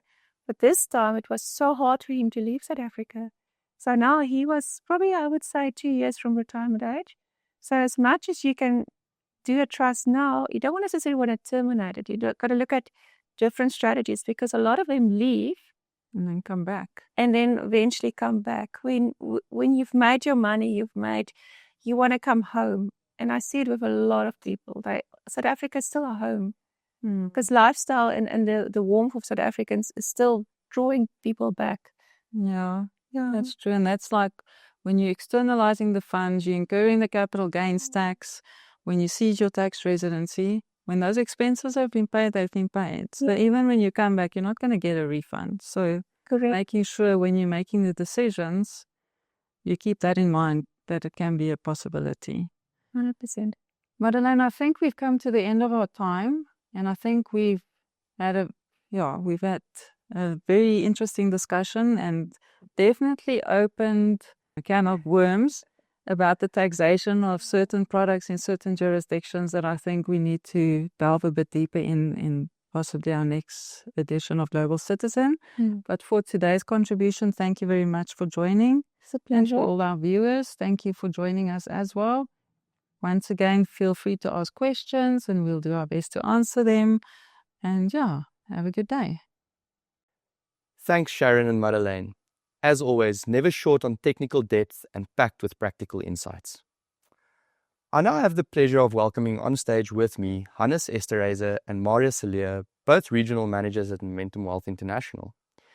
Today, they will be diving into a topic that's critical for advisors working with globally minded clients, international wrappers. Why are these structures so powerful?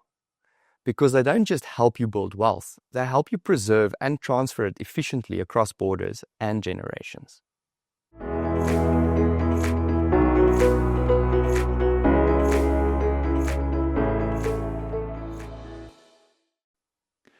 Thank you, Hichu.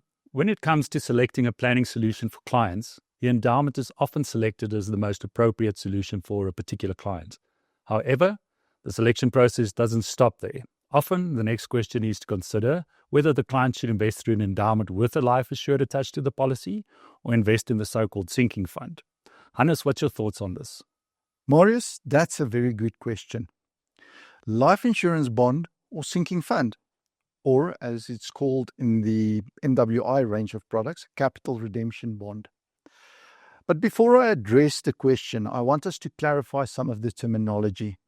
The term sinking fund was used for the first time in the early 1700s and was used in the context of government debt and specifically repaying government debt.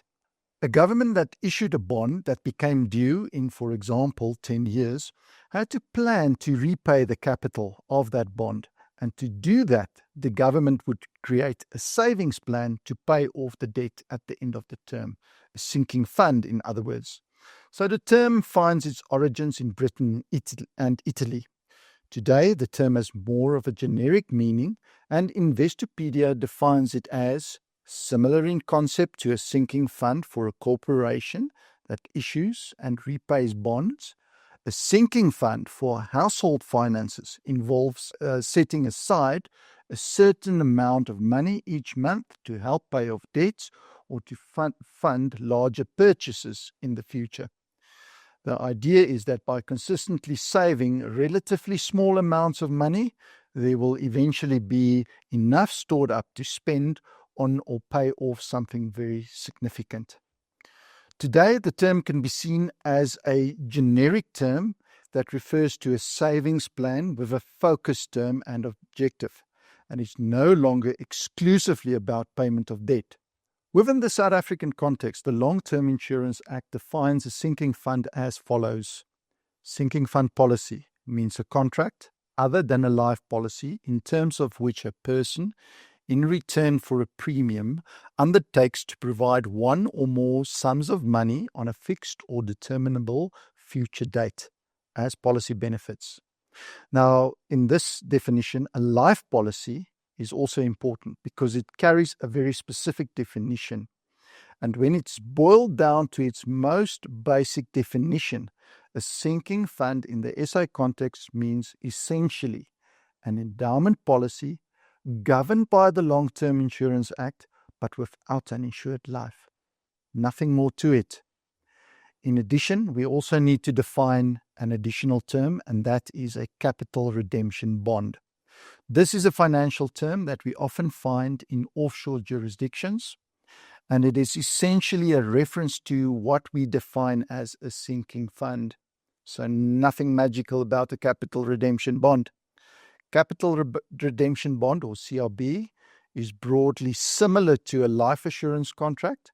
The notable difference are that the CRB has a maximum term of 99 years and its longevity is not linked to lives assured, as the CRB does not have any.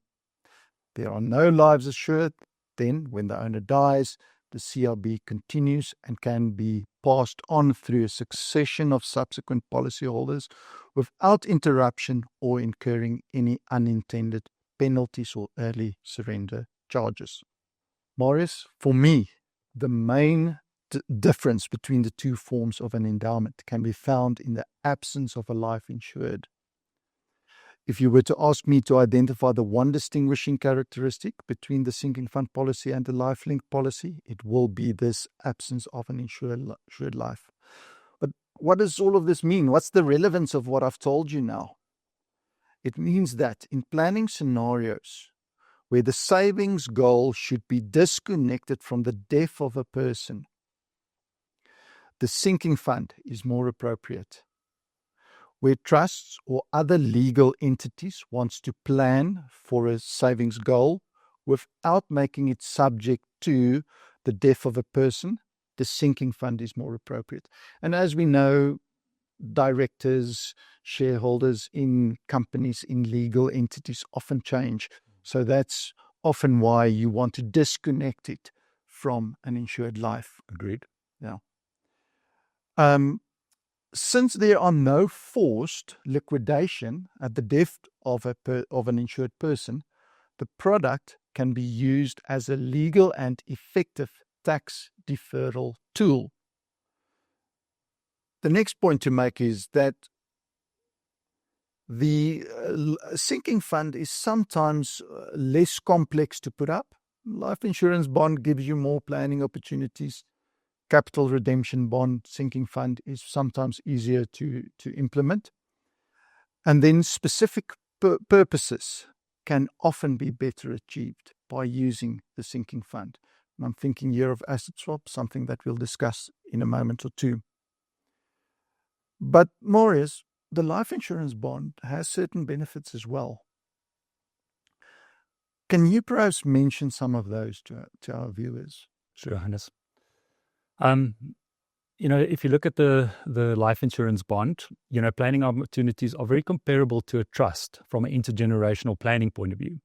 So what you can do, you can add a lot of lives assured to a life insurance bond from a longevity point of view. So you can keep up your succession nomination together with your lives assured. And by doing that, that endowment can run way past the 99 years of a capital redemption bond, or, past 100%. And also, it's important to understand that an international trust is sometimes very expensive to run. So rather substituting it with the life insurance bond is a much simpler and cheaper option. And in terms of the Life Insurance or the Long-Term Insurance Act, Section 63 can afford protection from creditors for an endowment.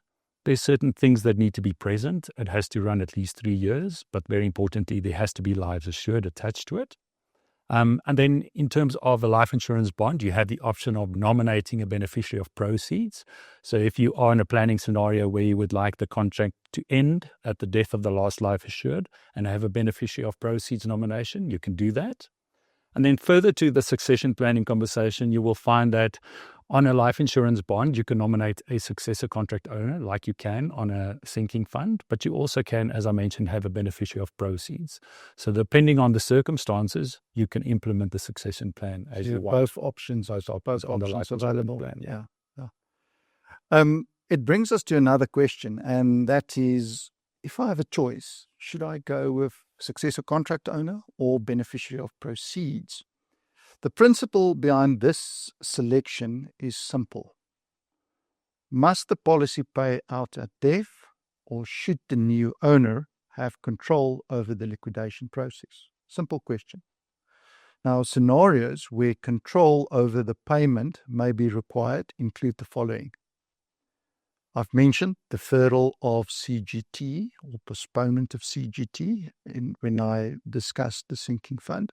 The same applies here. Do you want to manage the liquidation process, when and where, when and what times you are going to make withdrawals, make switches, and thereby activate the CGT?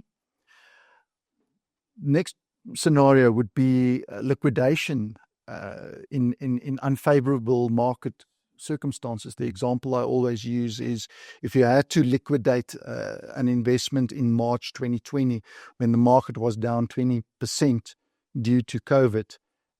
If you had a choice, you would have said, let me wait and see if I can wait 18 months, and 18 months later there was a lot of profit to take.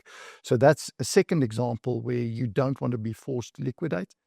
And then the third scenario is with the rise of IPSPs, share portfolios. We've seen notes and instruments with a maturity date inside those portfolios that often are tied to a future date in order to fully materialize their profit.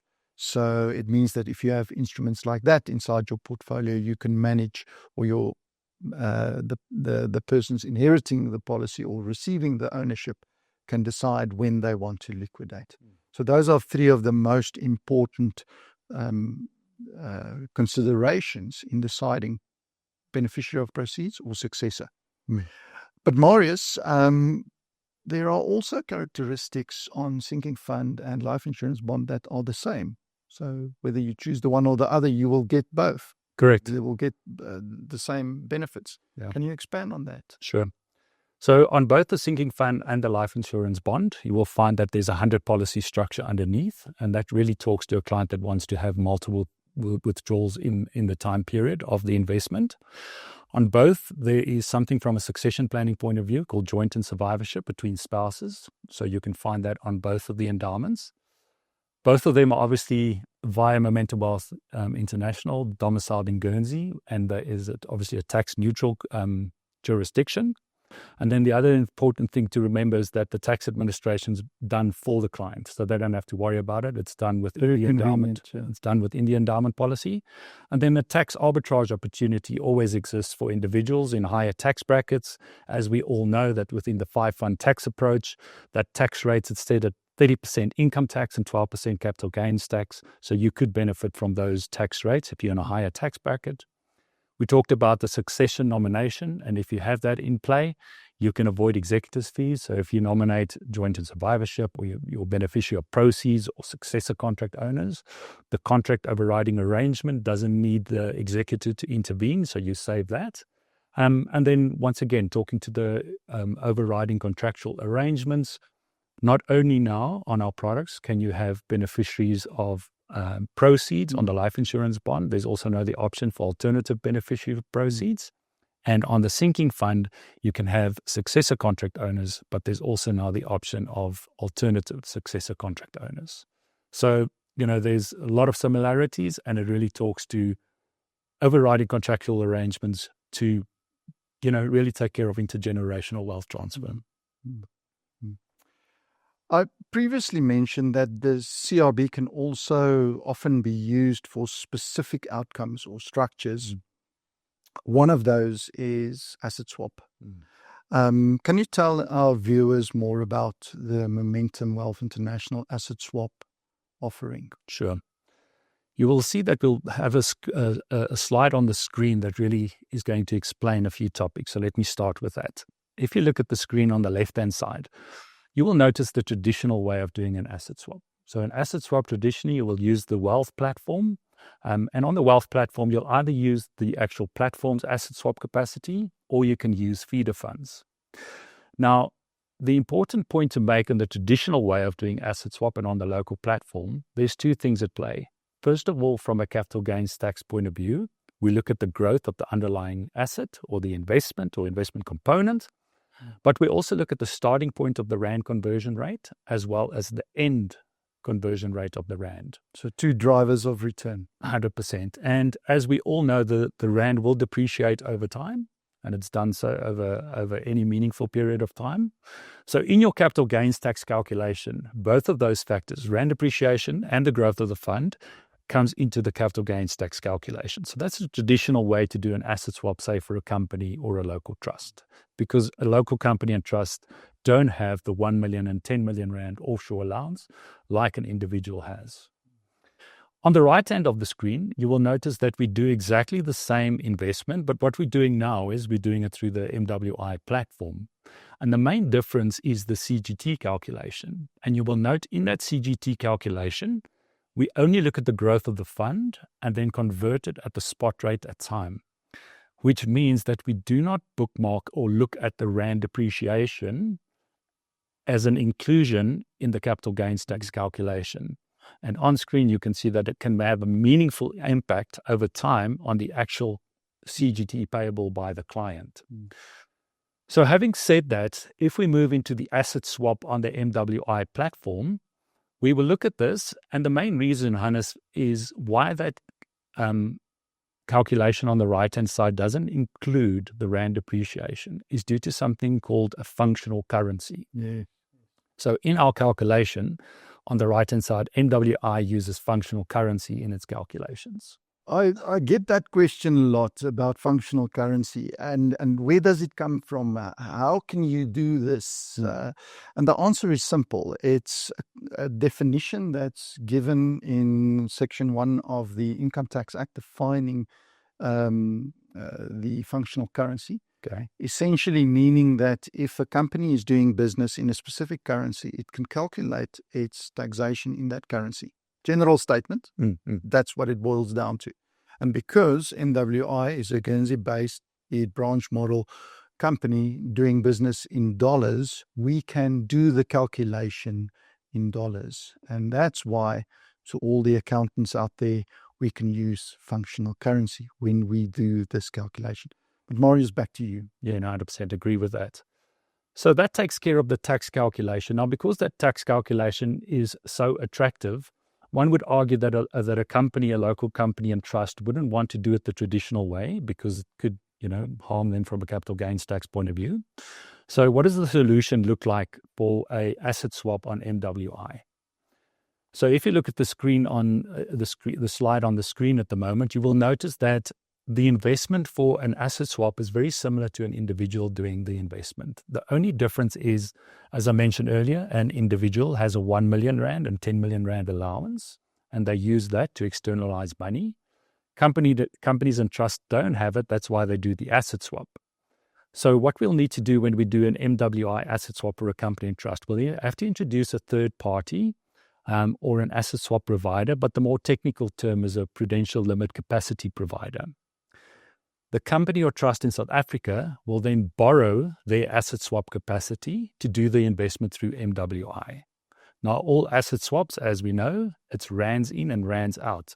So the flow of money will go from Momentum Wealth International to the asset swap provider, which will do two things. They'll convert the currency as well as lend out their asset swap capacity. The investment will be with Momentum Wealth International. And then when it comes to withdrawal stage, Hannes, because it's rand in and rands out, unfortunately, we can't pay the money out offshore. So the money will return from MWI to the asset swap provider, and the asset swap provider will pay it back out to that company or trust in rands. And that's how you will do it, typically through a capital redemption bond, because as we discussed earlier, we don't want lives assured attached, so we won't use the life insurance bond in most instances. We'll use the capital redemption bond to facilitate this asset swap endowment investment for local trusts and local companies on the MWI platform. And if I can add, even individuals who, for whatever reason, can't externalize funds, they can also follow 100%. And they'll also qualify for functional currency calculation from a CGT perspective. Quite right. Individuals who used up their annual allowance can't get additional allowance or permission to take out additional amounts, or for whatever reason, they can also make use of this. 100%. Marius, to quote a famous rugby player, at the end of the day, the selection between life insurance bond and capital redemption bond will depend on your client and their needs. One is not better than the other. We like to think that the life insurance bond is better, but ultimately it depends on your client. One might be more right for your client. But the important thing is that the selection between these two options will often depend on your analysis of the client's unique situation.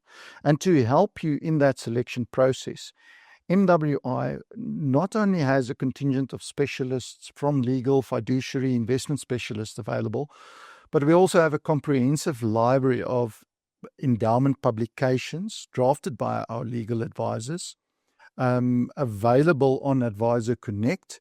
And these documents can assist you as an advisor to help you in that process of analyzing what product would be best for your client. We strongly encourage our viewers to go and visit this library. Thank you very much. Thank you for joining me, Hannes and Marius. Before we will wrap up today's discussion, please enjoy this short clip on our recently launched Global Wealth Investment product.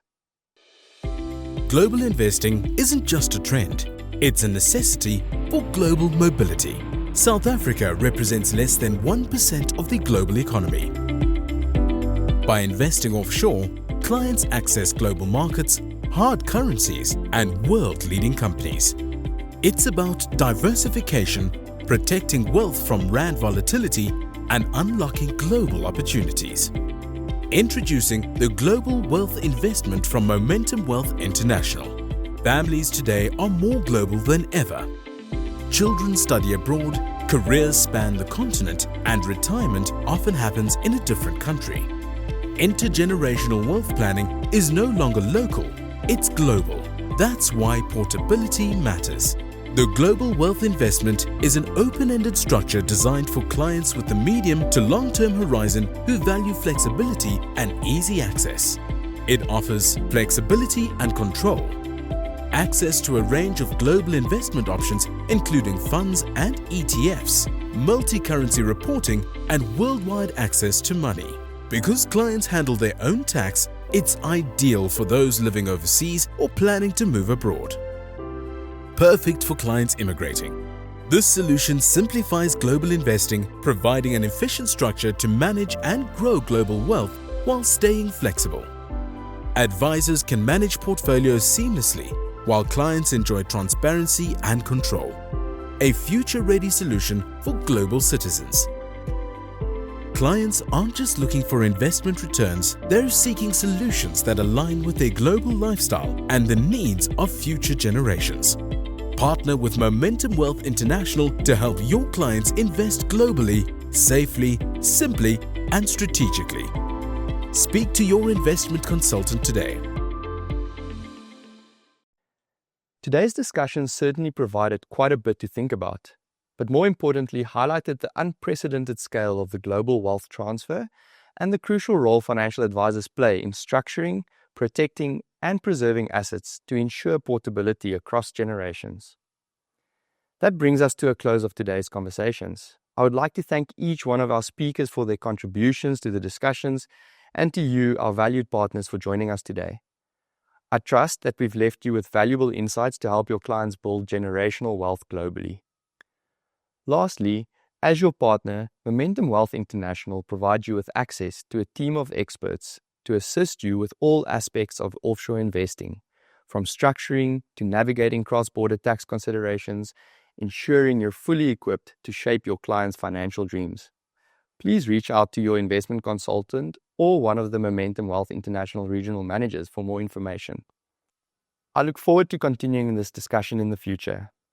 Thanks, and we'll see you next time.